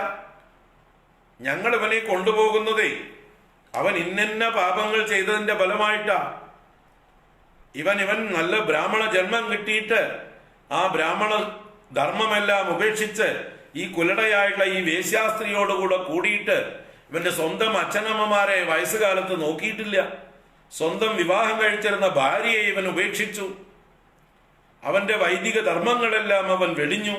മാത്രമല്ല, ഈ ദുഷ്ടയായ സ്ത്രീക്ക് വേണ്ടി കൊള്ളരുതായ്മകൾ, കൊള്ളയും കൊലയും ചൂതുകളി, അങ്ങനെ തോന്നിയവാസിയായിട്ട് അവൻ അധർമ്മകാരിയായിട്ട് എന്തെല്ലാം പാപങ്ങൾ ചെയ്തിട്ടുണ്ട് എന്ന് പറഞ്ഞ് തദീയ പാപം നിഖിലം ന്യവേദയ. അവൻ ചെയ്ത പാപങ്ങളെ മുഴുവൻ ഈ വിഷ്ണു പാർഷദന്മാരോട് യമഭടന്മാർ നിവേദിച്ചു, അറിയിച്ചു. അതുകൊണ്ട് ഞങ്ങൾ ഇവനെ കൊണ്ടുപോകാൻ വന്നവരാണ്. ഞങ്ങളുടെ യജമാനന്റെ യമധർമ്മരാജാവിന്റെ ആജ്ഞപ്രകാരം. അതുകൊണ്ട് നിങ്ങൾ ഇവനെ തടയരുത് എന്ന് പറഞ്ഞുകൊണ്ട് അവർ അവരുടെ വന്ന ന്യായീകരണം ചെയ്തു. എന്നാൽ ആ വിഷ്ണു പാർഷദന്മാർ ഇവരോട് തിരിച്ച് ചില ചോദ്യങ്ങൾ ചോദിച്ചു. അതാണ് അടുത്ത ശ്ലോകങ്ങളിൽ, അടുത്ത 4 ശ്ലോകങ്ങൾ വിഷ്ണു പാർഷദന്മാരുടെ ഭാഷണമാണ്. അതാണ് ഓരോ ശ്ലോകത്തിലും അവസാനം എന്ന് പറയണു, ഗുരുവായൂരപ്പനോട് മേൽപ്പത്തൂർ പറയണ, ഇതി പ്രഭോ ത്വൽപുരുഷാ ബഭാഷിരേ, ഇതി പ്രഭോ ത്വൽപുരുഷാ ബഭാഷിരേ. ഹേ പ്രഭോ ഗുരുവായൂരപ്പ, ത്വൽപുരുഷാഹ, അങ്ങയുടെ പുരുഷന്മാർ, ആ പാർഷദന്മാർ, വിഷ്ണു ദൂതന്മാർ, ഇതി ബഭാഷിരേ, ഇങ്ങനെ ഭാഷണം ചെയ്തു, ഇങ്ങനെ ഭാഷണം ചെയ്തു, ഇങ്ങനെ ഭാഷണം ചെയ്തു, ഇങ്ങനെ ഭാഷണം ചെയ്തു എന്ന് 4 ശ്ലോകങ്ങളില് ഇതി പ്രഭോ ത്വൽപുരുഷാ ബഭാഷിരേ, ഇതി പ്രഭോ ത്വൽപുരുഷാ ബഭാഷിരേ എന്ന് ആവർത്തിക്കുന്നു. അപ്പൊ എന്താണ് ഈ വിഷ്ണു പാർഷദന്മാർ പറഞ്ഞത്? അവര് പറഞ്ഞതാണ് നമുക്കുള്ള ഉപദേശം. ഇതൊക്കെ നമുക്കുള്ള ഉപദേശം കൂടിയാണ്. എന്തിനാ? ഈ പാപങ്ങളിൽ നിന്നൊക്കെയുള്ള രക്ഷപ്പെടാനുള്ള വഴി. അപ്പൊ അജാമിളനെ പിടിച്ചു കൊണ്ടുപോകാൻ വന്ന യമഭടന്മാരോട് വിഷ്ണു പാർഷദന്മാർ പറഞ്ഞ കാര്യങ്ങൾ 6 മുതൽ 9 വരെയുള്ള ശ്ലോകങ്ങളിൽ നോക്കാം നമുക്ക്. ഭവന്തു പാപാനി കഥം തു നിഷ്കൃതേ കൃതേ വിഭോ ദണ്ഡനമസ്തി പണ്ഡിതാഃ ന നിഷ്കൃതി കിം വിദിതാ ഭവാദൃശാം ഇതി പ്രഭോ ത്വൽപുരുഷാ ബഭാഷിരേ. ഭവന്തു പാപാനി കഥം തു നിഷ്കൃതേ കൃതേ വിഭോ ദണ്ഡനമസ്തി പണ്ഡിതാഃ ന നിഷ്കൃതി കിം വിദിതാ ഭവാദൃശാം ഇതി പ്രഭോ ത്വൽപുരുഷാ ബഭാഷിരേ. ആ ഭഗവാന്റെ പാർഷദന്മാർ ത്വൽപുരുഷ ഇതി ബഭാഷിരേ, ഇങ്ങനെ പറഞ്ഞു. എങ്ങനെ പറഞ്ഞു? ഭവന്തു പാപാനി, ഓ പാപങ്ങളൊക്കെ ഇരിക്കട്ടെ അവിടെ. ഇവൻ എത്ര പാപം ചെയ്തു എന്നിട്ട് വലിയ വലിയ പാപങ്ങളുടെ ലിസ്റ്റ് എടുത്ത് കാണിക്കുകയാണ് ഈ യമഭടന്മാര്. അപ്പൊ വിഷ്ണു പാർഷദൻ പാപങ്ങളൊക്കെ അവിടെ ഇരിക്കട്ടെ, ആ ലിസ്റ്റൊക്കെ അവിടെ വെച്ചോളൂ. നിങ്ങൾക്ക് അറിയോ നിയമങ്ങൾ വല്ലതും? നിങ്ങൾ എന്തടിസ്ഥാനത്തിലാണ് ഈ ശിക്ഷയൊക്കെ നിശ്ചയിക്കുന്നത് എന്ന് തിരിച്ച് ചില ചോദ്യങ്ങളാണ്. അപ്പൊ അതിനെ ഇവിടെ ചുരുക്കിയിരിക്കണം മേൽപ്പത്തൂര്. കഥം തു നിഷ്കൃതേ കൃതേ അഭി ദണ്ഡനമസ്തി പണ്ഡിതാഹ. ഹേ പണ്ഡിതന്മാരെ, യമഭടന്മാരെ സംബോധന, നിങ്ങൾ അറിവുള്ളവരല്ലേ, പണ്ഡിതന്മാരല്ലേ. അപ്പൊ നിഷ്കൃതേ കൃതേ അഭി, നിഷ്കൃതി എന്ന് പറഞ്ഞാല് പ്രായശ്ചിത്തം, പരിഹാരം, പ്രത്യുപകാരം എന്നൊക്കെ അർത്ഥമാണ് നിഷ്കൃതിക്ക്. അപ്പൊ പ്രായശ്ചിത്തം ചെയ്തു കഴിയേ, നിഷ്കൃതേ കൃതേ അഭി, പ്രായശ്ചിത്തം ചെയ്തു കഴിഞ്ഞാലും ദണ്ഡനമസ്തി ബോ കഥം, എങ്ങനെ? പ്രായശ്ചിത്തം ചെയ്തു കഴിഞ്ഞാൽ പിന്നെ ദണ്ഡനമില്ല. ഇപ്പൊ ഇയാള് പ്രായശ്ചിത്തം ചെയ്തു കഴിഞ്ഞു എന്നാണ് ഇവർ പറഞ്ഞ് സ്ഥാപിച്ചു വരുന്നത്. ഏത് പ്രായശ്ചിത്തമാണെന്ന് ഇവർ ചോദിക്കും യമഭടന്മാര്. ഇദ്ദേഹം ഇപ്പൊ എന്ത് പ്രായശ്ചിത്തം ചെയ്ത്? ഇദ്ദേഹം ഒരു പ്രായശ്ചിത്വവും ചെയ്തിട്ടില്ലല്ലോ. ഇത്രയും പാപങ്ങൾ ചെയ്തിട്ട് ഇത്രയും നേരമായിട്ട് ഒരു പ്രായശ്ചിത്വവും ചെയ്യുന്നത് ഞങ്ങൾ ആരും കണ്ടില്ല എന്ന് പറയുമ്പോ അതിനാണ് ഈ വിഷ്ണു പാർഷദന്മാർ പറയുക, ഏറ്റവും വലിയ പ്രായശ്ചിത്തം ചെയ്തു കഴിഞ്ഞു. പ്രായശ്ചിത്തങ്ങളിൽ വെച്ച് രാജാവായിട്ടുള്ള പ്രായശ്ചിത്തത്തെ ചെയ്തു കഴിഞ്ഞു. അതെന്താണ്? അതാണ് ഇവിടെ 3-ാമത്തെ വരിയിൽ ചോദിച്ചത്. ന നിഷ്കൃതി കിം വിദിതാ ഭവാദൃശാം. ഭവാദൃശാം, നിങ്ങളെ പോലെയുള്ള ആളുകൾക്ക് നിഷ്കൃതി കിം ന വിദിതാ, നിഷ്കൃതിയുടെ നിയമങ്ങളൊന്നും അറിയില്ലേ, പ്രായശ്ചിത്തത്തിന്റെ നിയമങ്ങളും തത്വങ്ങളും ഒന്നും അറിയില്ലേ, ഏതാണ് ഏറ്റവും വലിയ നിഷ്കൃതി എന്ന് നിങ്ങൾ പഠിച്ചിട്ടില്ല അല്ലേ എന്നിങ്ങനെ കളിയാക്കുന്നത് പോലെ വിഷ്ണു പാർഷദന്മാർ തിരിച്ച് ചോദിക്കുകയാണ് യമഭടന്മാരോട്. അപ്പൊ യമഭടന്മാര് ഇവന്റെ പാപങ്ങൾ മുഴുവൻ എണ്ണി പറഞ്ഞിട്ട് ഇവൻ ഇത്രയും പാപം ചെയ്തതുകൊണ്ട് ഇവൻ നരകത്തിൽ പോകേണ്ടവനാണെന്ന് പറഞ്ഞ് വാദിക്കുമ്പോ വിഷ്ണു പാർഷദന്മാർ അവരോട് ചോദിക്കുന്നു, നിങ്ങൾ എന്ത് നിയമത്തിലാണ് ഇവന് ശിക്ഷ വിധിക്കുന്നത് ഏതടിസ്ഥാനത്തിലാണോ? എന്താ നിങ്ങളുടെ പ്രമാണം? എന്താണ് ഇതിന്റെ സാക്ഷികൾ, തെളിവുകൾ? ഒരു നല്ലൊരു വിചാരണയാണ് അവിടെ നടക്കുന്നത്. എന്ത് തെളിവിന്റെ അടിസ്ഥാനത്തിലാണ്, ഏത് സാക്ഷികളുടെ അടിസ്ഥാനത്തിലാണ് നിങ്ങൾ ഇവർക്ക് ശിക്ഷ വിധിക്കുക എന്ന് ചോദിക്കുന്നുണ്ട്. അപ്പോ ഈ യമഭടന്മാര് പറഞ്ഞു കൊടുക്കുന്നുണ്ട്, അതേ, ഞങ്ങളുടെ സ്വാമി യമധർമ്മ രാജാവ്, അദ്ദേഹത്തിന് 13 ചാരന്മാരുണ്ട്, റിപ്പോർട്ടർമാരുണ്ട് ലോകത്തില്. അവരാണ് പറഞ്ഞു കൊടുക്കുക ഈ ലോകത്തിൽ ആരാര് ചെയ്യുന്ന ഏതേത് പാപങ്ങൾ എന്ന് അവിടേക്ക് വിവരമെത്തിക്കാനുള്ള സ്പൈകൾ, ചാരന്മാരുണ്ട്. അത് ആരൊക്കെയാണെന്ന് ഇവിടെ എടുത്തു പറയുന്നുണ്ട്.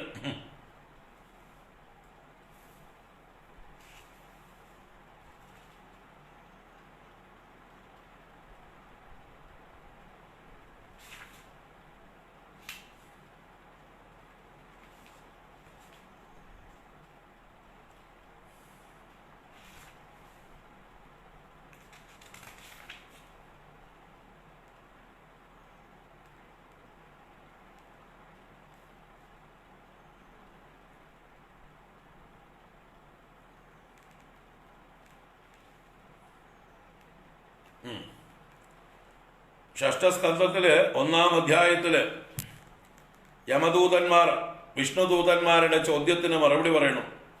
നിങ്ങൾ ഈ ശിക്ഷയൊക്കെ നിർണയിക്കുന്നത് ഏത് വകുപ്പിലാണ്, എന്ത് അടിസ്ഥാനത്തിലാണ്, എന്ത് തെളിവിന്റെ മുകളിലാണ് എന്നൊക്കെയുള്ള ചോദ്യത്തിന് യമദൂതന്മാർ മറുപടി പറയണം. യമദൂത ഊജുഹു വേദപ്രണിഹിതോ ധർമ്മോ ഹി അധർമ്മസ്തദ് വിപര്യഃ. വേദത്തിൽ നിശ്ചയിച്ചിട്ടുള്ളതാണ് ധർമ്മങ്ങൾ, അതിൽ വിപരീതമായി പറഞ്ഞിട്ടുള്ളതൊക്കെ അധർമ്മമാകുന്നു. വേദോ നാരായണ സാക്ഷാത് സ്വയംഭൂരിതി സുശ്രുമ. വേദം സാക്ഷാൽ നാരായണൻ തന്നെയാണെന്നാണ് ഞങ്ങൾ മനസ്സിലാക്കിയിരിക്കുന്നത്. യമദൂതന്മാർ പറയണം, ഏന സ്വദാമന്യ അമീ ഭാവ രജസത്വ തമോമയ ഗുണനാമ ക്രിയാരൂപൈർ വിഭാവ്യന്തേ യഥാ തഥം.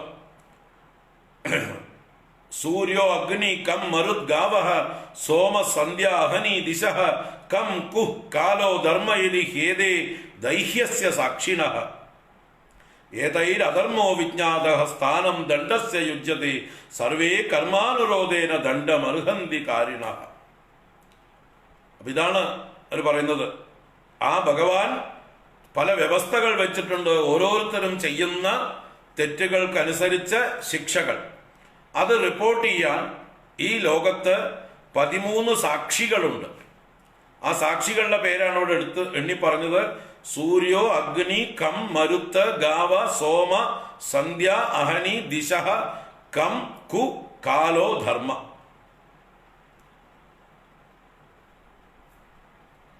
ഷഷ്ഠസ്കന്ധത്തില് 1-ാം അധ്യായത്തില് 42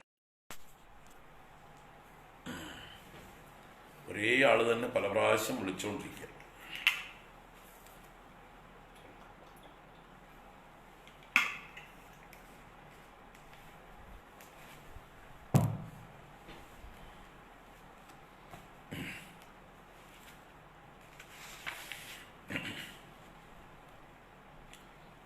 അപ്പോ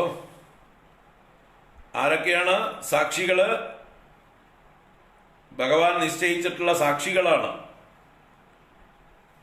സൂര്യ അഗ്നി ഖം മരുത്ത് ഗാവഃ സോമഃ സന്ധ്യ അഹനി ദിശഃ കം കു കാലഃ ധർമ്മഃ ഇതി ദൈഹ്യസ്യ സാക്ഷിണഃ. ദൈഹി എന്ന് പറഞ്ഞാൽ ഈ ദേഹി ചെയ്യുന്ന കർമ്മങ്ങളെ സാക്ഷികളായിട്ട് 13 പേര്. ആരൊക്കെയാണ്? സൂര്യൻ. നമ്മൾ പകൽ ചെയ്യുന്ന കർമ്മങ്ങൾക്ക് കർമ്മസാക്ഷിയാണ് ആര്? സൂര്യൻ. സൂര്യന് പേര് തന്നെ കർമ്മസാക്ഷി എന്നാണ്. അപ്പൊ പകല് ചെയ്യുന്ന കർമ്മങ്ങൾ സൂര്യൻ സാക്ഷ്യം വഹിക്കുന്നു. അദ്ദേഹം റിപ്പോർട്ട് ചെയ്യുന്നുണ്ട്. ഏറ്റവും വലിയ ക്യാമറയാണ് സൂര്യ ക്യാമറ. പവർഫുൾ ആയിട്ടുള്ള ക്യാമറയാണ്. അതെല്ലാം ഒപ്പിയെടുക്കുന്നുണ്ട്. എന്നിട്ട് നേരെ റിപ്പോർട്ട് ചെയ്യും ഭഗവാന്. അത് കൈകാര്യം ചെയ്യുന്ന യമധർമ്മ രാജാവും ചിത്രഗുപ്തനും ഒക്കെയാണ്. ഭഗവാന്റെ ഈ ഡിപ്പാർട്ട്മെന്റിന്റെ ഇൻചാർജുകൾ. ഭഗവാനാണ് ഇതിന്റെയൊക്കെ മുകളില്. അദ്ദേഹത്തിന്റെ ഇൻചാർജുകള് യമധർമ്മരാജാവും ചിത്രഗുപ്തനും ഈ കണക്ക് നോക്കാൻ ആരാര് എന്തെന്ത്. അപ്പൊ നമ്മള് പുറത്തൊക്കെ CCTV പിടിപ്പിച്ചിട്ട് അതിലൊരു മോണിറ്റർ ഉണ്ടാവും അല്ലേ? ആ മോണിറ്ററിലാണ് ഓരോ ക്യാമറയിലും എന്തൊക്കെയാണ് ക്യാച്ച് ചെയ്യുന്നതെന്ന് കണ്ടുകൊണ്ടിരിക്കുക. അതുപോലെ മുകളിൽ ചിത്രഗുപ്തൻ കണ്ടുകൊണ്ടിരിക്കുന്നുണ്ട്, അല്ലെങ്കിൽ യമധർമ്മരാജാവ് കണ്ടുകൊണ്ടിരിക്കുന്നുണ്ട് ഭൂമിയിൽ നടക്കുന്ന കാര്യങ്ങൾ. അപ്പൊ പകല് നടക്കുന്നതൊക്കെ സൂര്യൻ എന്ന ക്യാമറ ഒപ്പിക്കൊടുക്കുന്നുണ്ട്. അതാണ് സൂര്യ അഗ്നിഹി. ഇനി രാത്രിയില് സൂര്യനില്ലെങ്കിലും അഗ്നിയുണ്ട്. അതുകൊണ്ടാണ് നമ്മൾ പല കാര്യങ്ങളും സത്യം ചെയ്യുമ്പോൾ അഗ്നിസാക്ഷിയായിട്ട് സത്യം ചെയ്യുന്നത്. പണ്ട് അഗ്നിസാക്ഷിയായി ചെയ്താൽ മതി. അതാണ് വിവാഹമൊക്കെ അഗ്നിസാക്ഷിയായിട്ട് ചെയ്യുന്നത്. രജിസ്ട്രേഷൻ ഒന്നും ഉണ്ടായിരുന്നില്ല പണ്ട്, അല്ലേ? അഗ്നിസാക്ഷിയായി കൈപിടിച്ചാൽ ഒരു വലിയ പ്രതിജ്ഞയാണത്. ആ അഗ്നി കണ്ടിട്ടുണ്ട്, സാക്ഷിയാണ്. അഗ്നി റിപ്പോർട്ട് ചെയ്തു, അക്കൗണ്ട് ചെയ്തു, ഇതാ ഇയാൾ ഇന്നാളെ വിവാഹം കഴിച്ചു, ഇനി അവളെ ചുമക്കേണ്ടത് ഇയാളുടെ ഭാരമാണ്, ഇയാളുടെ ഉത്തരവാദിത്വമാണ്, അയാളെ ഏറ്റെടുത്തതാണ്, റെക്കോർഡ് ചെയ്തപ്പെട്ടോടെ. അതിനാണ് അഗ്നിസാക്ഷി. വിളക്കിന്റെ മുമ്പില് ഒക്കെ ചെയ്യുന്നത് അതിനു വേണ്ടിയിട്ടാണ്. ഏത് കാര്യവും നമ്മൾ വിളക്ക് കൊളുത്തി ചെയ്യുന്നത് അഗ്നിയെ സാക്ഷിയാക്കാൻ വേണ്ടിയാണ്. ഇനി ഖം, ഖം എന്നാൽ ആകാശം. ഇവരൊന്നുമില്ലെങ്കിലും ആകാശമില്ലാത്ത സ്ഥലമുണ്ടോ? അപ്പൊ ആകാശം സാക്ഷിയാണ്. ഖം ആകാശം. അതുപോലെ മരുത്ത് വായു സാക്ഷിയാണ്. വായു ഇല്ലാത്ത സ്ഥലമില്ലല്ലോ. അപ്പൊ ആകാശവും വായുവും അപ്പപ്പോ റിപ്പോർട്ട് ചെയ്യുന്നുണ്ട്. ഇന്റലിജൻസ് ആണ് അവരപ്പപ്പോ നമ്മൾ ചെയ്യുന്ന കാര്യങ്ങളെ റിപ്പോർട്ട് ചെയ്യുന്നുണ്ട്. ഗാവഹ, ഗാവഹ എന്ന് പറഞ്ഞാൽ ഗ്രഹങ്ങൾ, നക്ഷത്രങ്ങൾ എന്നൊക്കെ അർത്ഥമുണ്ട്. പശുക്കൾ എന്നർത്ഥമുണ്ട്. അപ്പൊ പശുക്കളെ സാക്ഷിയാക്കാം. ഗാവഹ. സോമഹ ചന്ദ്രൻ. രാത്രിയിൽ ചന്ദ്രൻ ഉണ്ടെങ്കിൽ ചന്ദ്രൻ സാക്ഷിയാണ്. സന്ധ്യ,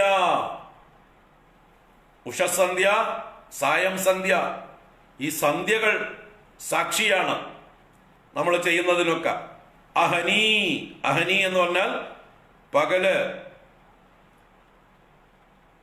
പകലും രാത്രിയും വേണമെങ്കിൽപ്പെടുത്താം. പകലും രാത്രിയും അടക്കം അഹനി അല്ല, അവിടെ സന്ധ്യാഹനി എന്നുള്ളത് ഒന്നിച്ച് ദ്വിവചനമാക്കിയത് സന്ധ്യയും അഹസ്സും, സന്ധ്യകളും പകലും. അതുപോലെ ദിശഹ, ദിക്കുകൾ സാക്ഷിയാണ്. ദിക്കുകൾക്ക് ദേവതകളുണ്ട്, ദിഗ്ദേവതകൾ. അപ്പൊ അവര് സാക്ഷിയാണ്.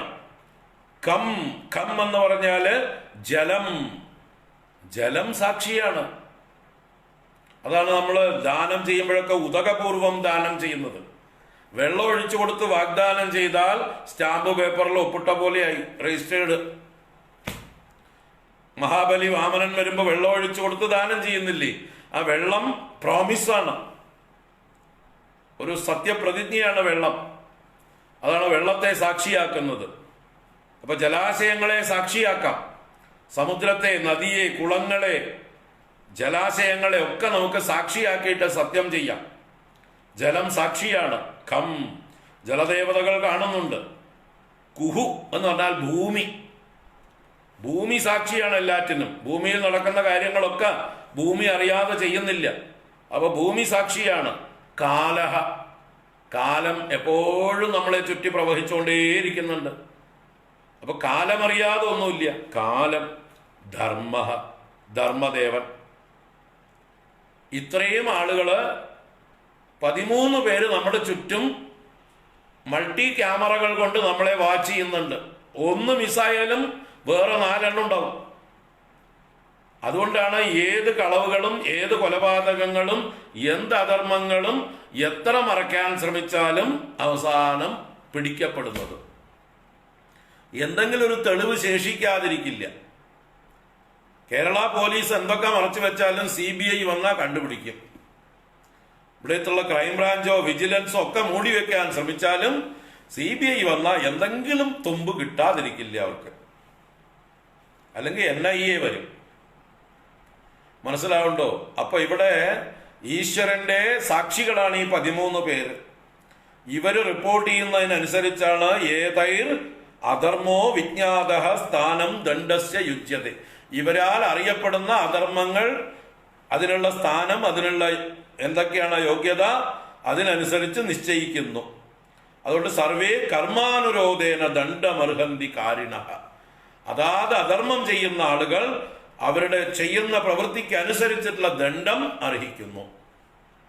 അപ്പൊ ഇതാണ് ഞങ്ങളുടെ ഒരു വ്യവസ്ഥ എന്ന് ആര് പറയണ? യമഭടന്മാര് വിഷ്ണുദൂതന്മാരോട് പറയണം. അപ്പൊ ഇത്രയും പേര് റിപ്പോർട്ട് ചെയ്യുന്നതിനനുസരിച്ചാണ് യമരാജാവ് ഓരോരുത്തർക്കും ശിക്ഷ വകുപ്പ് അനുസരിച്ച് നിശ്ചയിക്കുന്നത്. അപ്പൊ യമരാജാവ് സുപ്രീം കോർട്ടാണ്. ആ സുപ്രീം കോർട്ടിലാണ് ഓരോരുത്തർക്കും വേണ്ട ശിക്ഷകള് നിശ്ചയിക്കപ്പെടുന്നത്. ശരി, സുപ്രീം കോർട്ട് കേസ് നിശ്ചയിച്ചാലും മോചിപ്പിക്കാൻ വേറെ അധികാരികളില്ലേ? ഇവിടെ അപ്പീൽ കൊടുക്കാൻ പറ്റില്ലേ? ഉണ്ടല്ലോ. ഇന്ത്യ രാജ്യത്ത് തൂക്കിക്കൊല്ലാൻ വിധിച്ചാൽ പ്രസിഡന്റിന് ദയാഹർജി കൊടുക്കാലോ.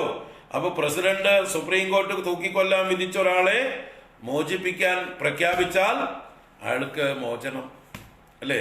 വ്യവസ്ഥയുണ്ട് ഇവിടെയും. അതുപോലൊരു വ്യവസ്ഥയുണ്ട്.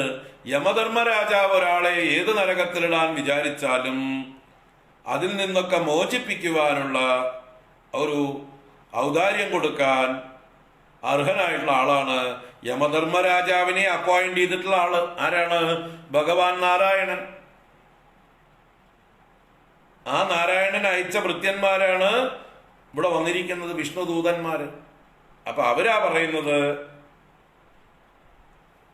സുപ്രീം കോർട്ട് ഓർഡറിന് സ്റ്റേ ഓർഡർ ഉണ്ട്, അതുകൊണ്ടാ വന്നിരിക്കണം. സ്റ്റേ ഓർഡറും കൊണ്ടാണ് വന്നിരിക്കുന്നത്. എന്താ കാരണം?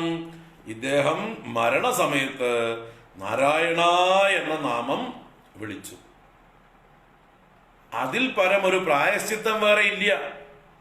മരണസമയത്ത് എന്താ പറയുക, ആർദ്രമായിട്ടുള്ള ഒരു ഭാവത്തില് ഭയപ്പെട്ടുകൊണ്ട് നീട്ടി നാരായണ എന്ന് വിളിച്ചാൽ ആ മന്ത്രത്തിന്റെ ശക്തി, ആ ഈശ്വര നാമത്തിന്റെ മഹത്വം, അത് നിങ്ങൾ മരുന്ന് കഴിക്കുന്നത്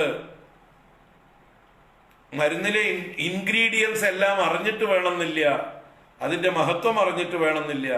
കഴിച്ചാൽ സൂക്കട് മാറും. അഗ്നിയെ അറിഞ്ഞു തൊട്ടാലും അറിയാതെ തൊട്ടാലും പൊള്ളും. അയ്യോ ഞാൻ അറിഞ്ഞില്ല എന്ന് പറഞ്ഞിട്ട് പൊള്ളാതിരിക്കുകയൊന്നുമില്ല. അതുപോലെ ശക്തിയുള്ളതാണ് ഈ നാരായണ മന്ത്രം.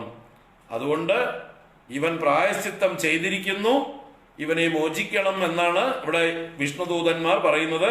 നമുക്ക് ആ ശ്ലോകങ്ങളൊക്കെ നോക്കാം. 4 ശ്ലോകങ്ങളിലൂടെയാണ് അവര് ന്യായീകരിക്കുന്നത്. അപ്പോ ഭവന്തു പാപാനി കഥം തു നിഷ്കൃതേ കൃതേ വിഭോ ദണ്ഡനമസ്തി പണ്ഡിതാഃ. പാപങ്ങളൊക്കെ അവിടെ ഇരിക്കട്ടെ, ലിസ്റ്റൊക്കെ കയ്യിൽ വെച്ചോളൂ, നമുക്ക് ഒന്നിച്ച് കത്തിച്ചു കളയാന്ന്. ആ പാപങ്ങളെയൊക്കെ കത്തിച്ചു കളയാനുള്ള അഗ്നി ഇവന്റെ നാരായണ നാമത്തിൽ ഉണ്ട്. അതാണ് നിഷ്കൃതേ കൃതേ അപി. നിഷ്കൃതി ചെയ്യപ്പെട്ടിട്ടും ദണ്ഡനമസ്തി കഥം, how can you punish dum? ഒരിക്കലും പണിഷ് ചെയ്യാൻ പാടില്ല. കഥം ദണ്ഡനമസ്തി, എങ്ങനെ ദണ്ഡനം അർഹിക്കും? പണ്ഡിതന്മാരാണോ നിങ്ങൾ?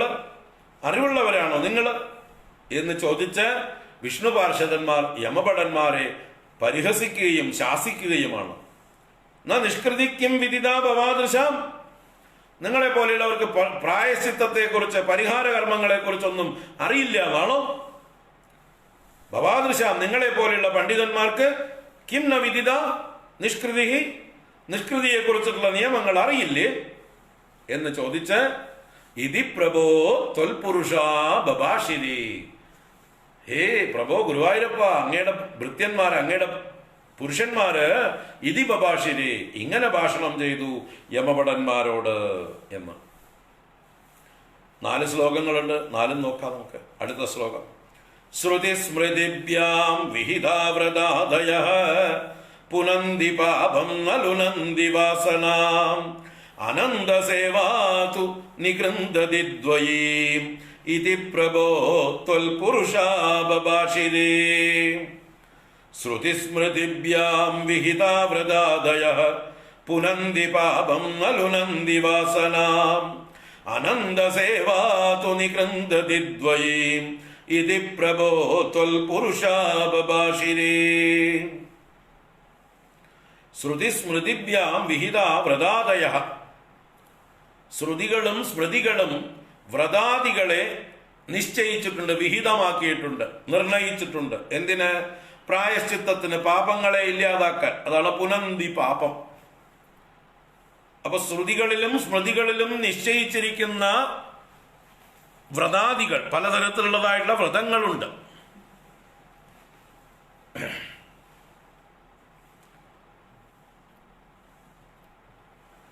എന്തൊക്കെ വ്രതങ്ങളാണ്? ഓർമ്മയില്ല പേരുകൾ. പലതരത്തിലുള്ളതായിട്ടുള്ള പ്രായശ്ചിത്ത വ്രതങ്ങളുണ്ട്.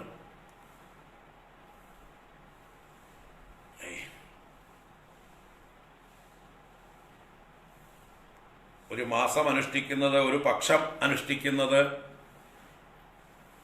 വളരെ തീവ്രങ്ങളായിട്ടുള്ള കൃത്സ്രം, പൗർണമാസ്യം എന്നൊക്കെ ഉള്ളതായിട്ടുള്ള വ്രതങ്ങളുണ്ട്. അതൊക്കെ പല കഠിന വ്രതങ്ങളാണ്.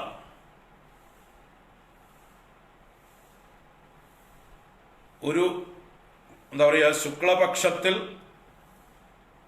അല്ലെങ്കിൽ കൃഷ്ണപക്ഷത്തിൽ ആരംഭിച്ച് കൃഷ്ണപക്ഷം വരെ, അവസാനം വരെ ഒരു മാസം നീണ്ടു നിൽക്കുന്ന വ്രതമുണ്ട്.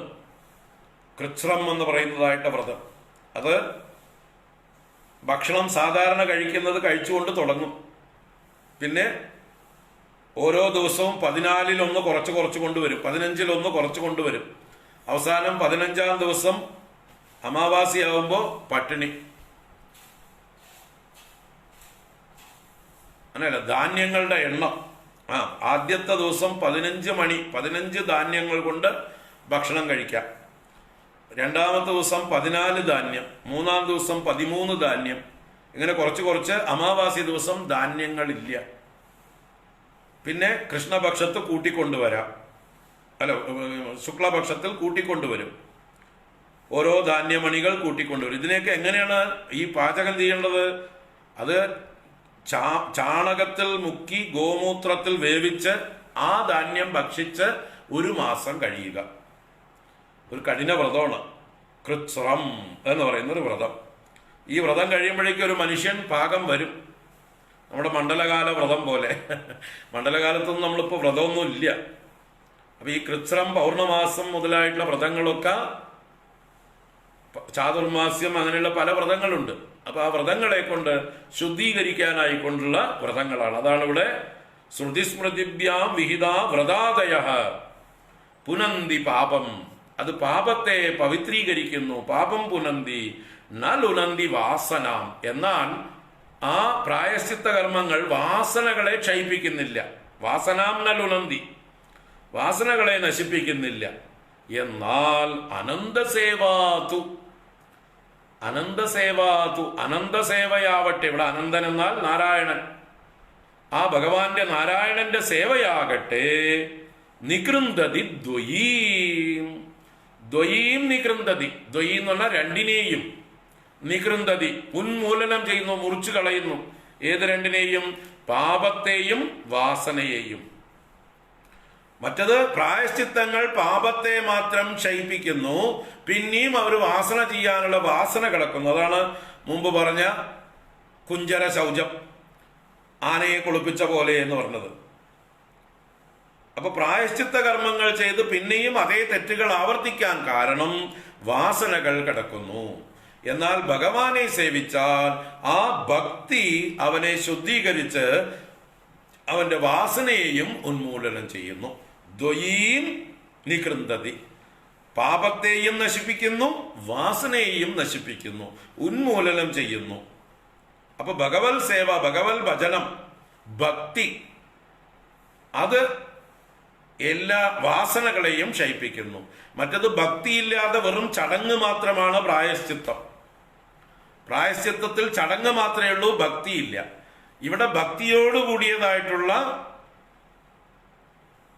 സമർപ്പണമാണ്. അപ്പൊ ഇവിടെ ഭക്തി കൊണ്ട് പാപവും ക്ഷയിക്കും, പാപവാസനയും ക്ഷയിക്കും. അതാണ് ശ്രുതിസ്മൃതിഭ്യാം വിഹിതാവ്രതാദയഃ പുനന്തി പാപം അലുനന്തി വാസനാം അനന്തസേവാതു നികൃന്ദതി ദ്വയീം ഇതി പ്രഭോ ത്വൽപുരുഷാബഭാഷിരേ. ഇങ്ങനെ അങ്ങയുടെ പുരുഷന്മാർ അവിടെ ഭാഷണം ചെയ്തു. അനേനഭോ ജന്മസഹസ്രകോടിഭിഃ കൃതേഷു പാപേഷ്വഭിനിഷ്കൃതി കൃതാ യദഗ്രഹീം നാമ ഭയാകുലോ ഹരേർ ഇതി പ്രഭോ ത്വൽപുരുഷാബഭാഷിരേ. അനേന ഭോ ജന്മസഹസ്രകോടിഭിഃ കൃതേഷു പാപേഷ്വഭിനിഷ്കൃതി കൃതാ യദഗ്രഹീം നാമ ഭയാകുലോ ഹരേർ ഇതി പ്രഭോ ത്വൽപുരുഷാബഭാഷിരേ. അപ്പൊ ഇയാൾ എന്ത് പ്രായശ്ചിത്തം ചെയ്തു എന്നാണ് യമഭടന്മാരുടെ തിരിച്ചു ചോദ്യം. ഇയാളൊന്നും ചെയ്തില്ലല്ലോ, ഇയാള് ഭഗവാനെയും ഭജിച്ചിട്ടില്ലല്ലോ. ഇയാൾ അയാളുടെ മകന്റെ പേരല്ലേ വിളിച്ച നാരായണ എന്ന്? ഭഗവാനെ വിളിച്ചോ? ഇല്ലല്ലോ. വേറൊരു പ്രായശ്ചിത്വം ചെയ്തിട്ടില്ലല്ലോ. അപ്പൊ ഇയാൾക്ക് എങ്ങനെ എക്സംഷൻ കൊടുക്കും, ഇയാൾക്ക് എങ്ങനെ മോചനം കൊടുക്കും എന്നതിന് ഇവിടെ വിഷ്ണുദൂതന്മാർ പറയുന്നു, അനേന ഇവനാൽ. ഹേ ബോ, ബോ എന്ന് പറയുന്നത് വിഷ്ണു മറ്റേ യമഭടന്മാരെ വിളിക്കണ ബോ. ഹേയ് യമഭടന്മാരെ, ഇവനാലേ ജന്മസഹസ്രകോടി വികൃതേഷു പാപേഷ്വഭി നിഷ്കൃതി കൃത. ഇവൻ 1000 ജന്മങ്ങളോ കോടി ജന്മങ്ങളോ കൊണ്ട് ചെയ്തതായിട്ടുള്ള പാപങ്ങൾക്കൊക്കെ തന്നെ നിഷ്കൃതി കൃത, പരിഹാരം ചെയ്യപ്പെട്ടു. അവൻ പ്രായശ്ചിത്തം ചെയ്തു. എല്ലാ പാപങ്ങൾക്കും, ജന്മാന്തരങ്ങളിൽ ചെയ്ത പാപങ്ങൾക്കൊക്കെ പ്രായശ്ചിത്തം ചെയ്യപ്പെട്ടു. എന്തെന്നാൽ അഗ്രഹീത്, ഗ്രഹിച്ചു ഇവൻ എന്ത്? നാമ, ആരുടെ? ഹരേഹി, ഹരിയുടെ നാമത്തെ ഭയാകുലനായി ഗ്രഹിച്ചില്ലേ? മരണഭയത്തിൽ അവൻ ഹരിയുടെ നാമം ചൊല്ലിയില്ലേ, നാരായണ എന്ന്. ആ ഹരിയുടെ നാമം ഭയാകുലനായി ചൊല്ലിയത് ഏറ്റവും വലിയ പ്രായശ്ചിത്തമാണ്. അവൻ ജന്മാന്തരങ്ങളിലേക്കുള്ള പ്രായശ്ചിത്തം ചെയ്തു കഴിഞ്ഞിരിക്കുന്നു. ഇനി അവൻ ഒരു പാപവും ശേഷിക്കുന്നില്ല. അപ്പൊ ഭയാകുലന്മാർക്ക് ഹരിനാമ കീർത്തനമല്ലാതെ വേറെ ഗതിയില്ല. അത് അദ്ദേഹം സാധിച്ചിരിക്കുന്നു. ആ ഭഗവാന്റെ നാമത്തെ ഉച്ചത്തിൽ വിളിച്ചു ഇതായിരിക്കുന്നു. അതുകൊണ്ട് സർവ പാപവും നശിച്ചിരിക്കുന്നു. ഇപ്രകാരം ഹേ പ്രഭോ ഗുരുവായൂരപ്പ ത്വൽപുരുഷ ബഭാഷിരേ, അങ്ങയുടെ പുരുഷന്മാർ ഈ കോടതിയിൽ വാദിച്ചു, ഈ യമഭടന്മാരെ തോൽപ്പിച്ചു.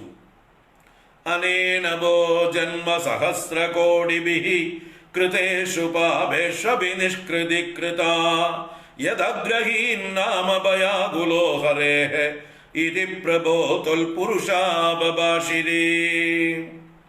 നൃണാം അബുദ്ധ്യാപി മുകുന്ദ കീർത്തനം ദഹത്യഗൗഘാൻ മഹിമാസ്യ താദൃശഃ യദാഗ്നിരേദാംസി യദൗഷധം ഗദാൻ ഇതി പ്രഭോ ത്വൽപുരുഷാബഭാഷിരേ. നൃണാം അബുദ്ധ്യാപി മുകുന്ദ കീർത്തനം ദഹത്യഗൗഘാൻ മഹിമാസ്യ താദൃശഃ യദാഗ്നിരേദാംസി യദൗഷധം ഗദാൻ ഇതി പ്രഭോ ത്വൽപുരുഷാബഭാഷിരേ. നൃണാം, നരന്മാർക്ക്, അബുദ്ധ്യാ അപി, അറിവില്ലാതെ ബോധപൂർവമല്ലാതെ, മുകുന്ദ കീർത്തനം, ആ മോക്ഷദാതാവായ ഭഗവാന്റെ നാമകീർത്തനം അറിവില്ലാതെ ചെയ്താലും മതി, യാദൃച്ഛികമായി ചെയ്താലും മതി. സാങ്കേത്യം പാരിഹാസ്യം വാ സ്തോപം ഹേളനമേവ വാ എന്നാണ് അവിടെ ഭാഗവതത്തിൽ പറയുക. സാങ്കേത്യമായിട്ട് എന്ന് പറഞ്ഞാല് ഏതെങ്കിലും പദ്യം രചിക്കുമ്പോൾ അതിൽ പദപൂരണത്തിന് വേണ്ടിയിട്ട് 4 അക്ഷരം ചേർക്കണം. കിടക്കട്ടെ നാരായണ എന്ന്. അങ്ങനെ നാരായണ എന്നൊരു പദ്യത്തിൽ പൂരിപ്പിക്കാൻ വേണ്ടി ചേർത്ത് ആ പദ്യം ഇടയ്ക്കിടയ്ക്ക് ചൊല്ലുകയാണെങ്കിൽ അത് തന്നെ വലിയ പുണ്യമാണ്. പാരിഹാസ്യം, പരിഹസിക്കാനായിക്കൊണ്ട് നാരായണ ശബ്ദം ഉച്ചരിച്ചാലും നീയും നിന്റെ നാരായണനും എന്ന് പറഞ്ഞ് പരിഹസിച്ചാൽ പോലും മതി. സ്തോഭം എന്ന് പറഞ്ഞാൽ അറിയാതെ വീഴാൻ പോകുമ്പോഴോ തുമ്മുമ്പോഴോ,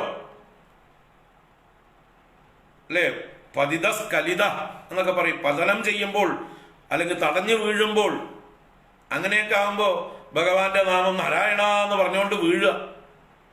അതിനാണ് നമ്മൾ ശീലിക്കുന്നത്. അതാണ് നമ്മൾ തുമ്മുമ്പോൾ പോലും നമ്മുടെ മുത്തശ്ശിമാര് നമ്മളോട് പറഞ്ഞത്, ഭഗവാന്റെ നാമം ചൊല്ലി തുമ്മൂന്ന്. തുമ്മുമ്പോ ഹരേ നാവുക. ഹാച്ചി എന്ന് പറയുമ്പോൾ ഹരിയായി മാറട്ടെ അത്. കാരണം ആ തുമ്മലോടുകൂടി നമ്മുടെ കാറ്റ് പോവുകയാണെങ്കിലും ഹരി എന്ന് പറഞ്ഞിട്ടാ കാറ്റ് പോകുന്നത്. ഹരിസ്മരണയോട് കൂടിയിട്ടാ പോകുന്നത്. ഒടുക്കത്തെ തുമ്മലായിരിക്കും ചിലപ്പോൾ. ഹരി എന്ന് പറഞ്ഞിട്ട് അവിടെ ഇരുന്നു, ആള് പോയി, മുക്തനായി. അപ്പൊ തുമ്മലിനെ ഹരിയാക്കി മാറ്റണം. നമ്മൾ ഇരിക്കുമ്പോഴും നിൽക്കുമ്പോഴും കിടക്കുമ്പോഴും ഒക്കെ എന്ത് ചെയ്യുമ്പോഴും നാരായണ എന്ന് പറഞ്ഞിരുന്ന് ശീലിക്കുക. ഹരേ നാരായണ എന്ന് പറഞ്ഞിരുന്ന് ശീലിക്കുമ്പോൾ വീഴാൻ പോകുമ്പോഴും ഒക്കെ വായിൽ അയ്യോ എന്ന് വരുന്നതിന് പകരം അയ്യോ അമ്മേ എന്നൊക്കെ വിളിക്കുന്നതിന് പകരം നാരായണ എന്ന് വരും. അങ്ങനെ വന്നാൽ എപ്പോ വീഴുകയാണെങ്കിലും സ്വഭാവമായിട്ട് മാറും. ബോധപൂർവം അല്ലാതെ തന്നെ വീഴാൻ പോകുമ്പോൾ നാരായണ എന്ന് വായിൽ വരും. ഇരിക്കുമ്പോൾ ബോധപൂർവം അല്ലാതെ നാരായണ എന്ന് വരും. എണീക്കുമ്പോൾ നാരായണ എന്ന് വരും. കിടക്കുമ്പോൾ നാരായണ എന്ന് വരും. ശ്വാസോച്ഛ്വാസം നാരായണ എന്നായി മാറും. ഓരോ ശ്വാസവും നാരായണ എന്നായി മാറും.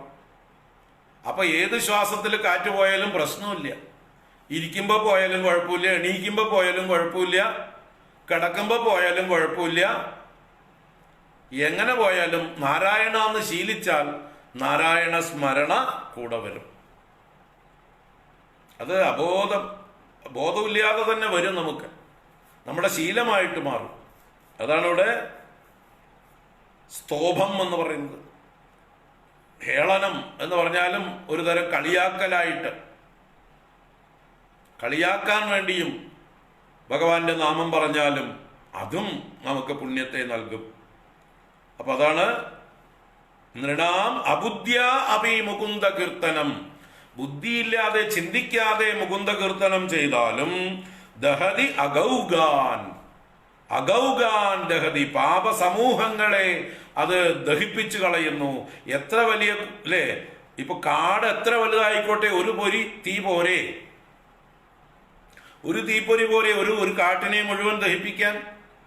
ഒരു കുന്ന് മല പോലെ കുപ്പ കൂട്ടിയാലും ഒരു കൊള്ളി തീപ്പെട്ടി പോലെ അത് കത്തിക്കാൻ. അല്ലാതെ വലിയ പെട്രോൾ ഒഴിക്കുകയും പന്തം കൊളുത്തുമൊക്കെ വേണോ? ഒരു ചെറിയ പൊരി മതി. അതുപോലെയാണ് ഈ ഭഗവാന്റെ നാമത്തിന്റെ ശക്തി.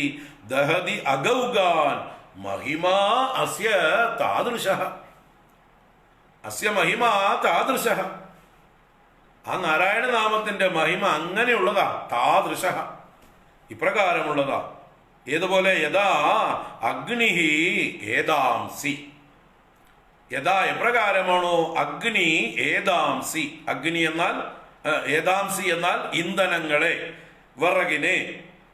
അപ്പൊ അഗ്നി വിറകുകളെ, ഇന്ധനങ്ങളെ ദഹിപ്പിക്കുന്നത് പോലെ യഥാ ഔഷധം ഗദാൻ, എപ്രകാരമാണോ ഔഷധം ഗദാൻ, ഗദാൻ എന്ന് പറഞ്ഞാൽ രോഗങ്ങളെ. ഔഷധം നമ്മൾ അറിഞ്ഞു വേണ്ട കഴിക്കാൻ. ഏതെങ്കിലും, അല്ലേ, നമ്മൾ ചില ജന്തുക്കൾക്കൊക്കെ ഭക്ഷണത്തിൽ കലർത്തിയിട്ട് കൊടുക്കും. പശുക്കളെ വളർത്തുന്നവർക്കും പട്ടിയെ വളർത്തുന്നവർക്കും ആനയെ വളർത്തുന്നവർക്കും ഒക്കെ ഭക്ഷണം അവർ ഇത് കൊടുക്കുക എപ്പോഴാ? ഏതെങ്കിലും ഭക്ഷണത്തിലോ പഴത്തിലോ കഞ്ഞിയിലോ ചോറിലോ ഒക്കെ വെച്ച് കൊടുക്കും. അതുപോലെ കുട്ടികൾക്ക് നമ്മൾ മരുന്ന് കൊടുക്കുന്നത് പലപ്പോഴും അവരറിയാതെ കൊടുക്കും. പാലിൽ കലർത്തിയിട്ട് കൊടുക്കും, ഭക്ഷണത്തിൽ കലർത്തിയിട്ട് കൊടുക്കും, ശർക്കര കൂട്ടിയിട്ട് കൊടുക്കും. അവരറിയില്ല, പക്ഷെ മരുന്ന് കഴിച്ചാൽ മതി സൂക്കേട് മാറാൻ. അതുപോലെയാണ് ഭഗവാന്റെ നാമം. നിങ്ങൾ അറിഞ്ഞ അർത്ഥം അറിഞ്ഞിട്ടും അറിയാതെയോ എങ്ങനെ ചൊല്ലിയാലും അതിന് ബലമുണ്ട് എന്ന് പറയാം. യഥാഗ്നിരേതാംസി, അഗ്നി ഇന്ധനത്തെ ദഹിപ്പിക്കുന്നത് പോലെ. അത് ഏത് ഇന്ധനമാണെന്ന് നോക്കിയിട്ട് വകതിരുവൊന്നും നോക്കിയിട്ടല്ല അഗ്നി കത്തിക്കുക. അതുപോലെ ഔഷധങ്ങൾ രോഗങ്ങളെ നശിപ്പിക്കുന്നത് പോലെ ഈ നാരായണ നാമത്തിന് സർവപാപങ്ങളെയും നശിപ്പിക്കുവാനുള്ള സാമർഥ്യമുണ്ട്. ഇതി പ്രഭോ ത്വൽപുരുഷാബഭാഷിരേ. അല്ലയോ പ്രഭോ, അങ്ങയുടെ പുരുഷന്മാർ ഇപ്രകാരം ഭാഷണം ചെയ്തു.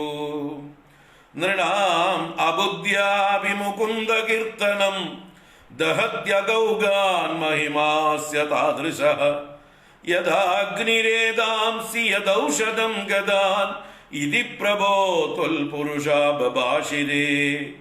ഇതി പ്രഭോ ത്വൽപുരുഷാ ബഭാഷിരേ. 2 ശ്ലോകമുണ്ട്. 2 ശ്ലോകമല്ല, ഒരുപാട് ആശയം പറയാനുണ്ട്.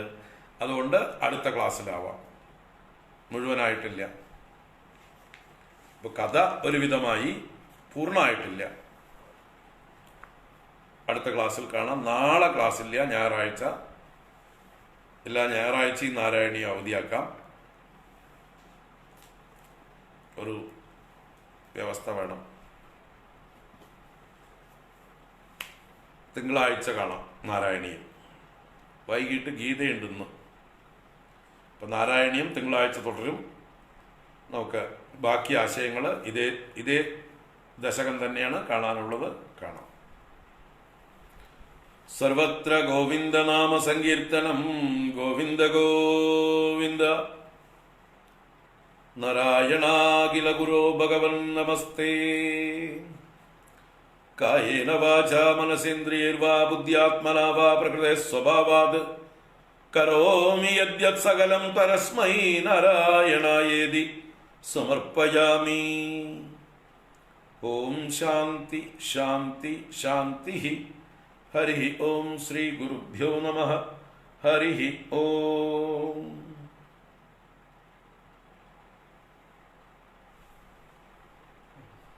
ഹരി ഓം.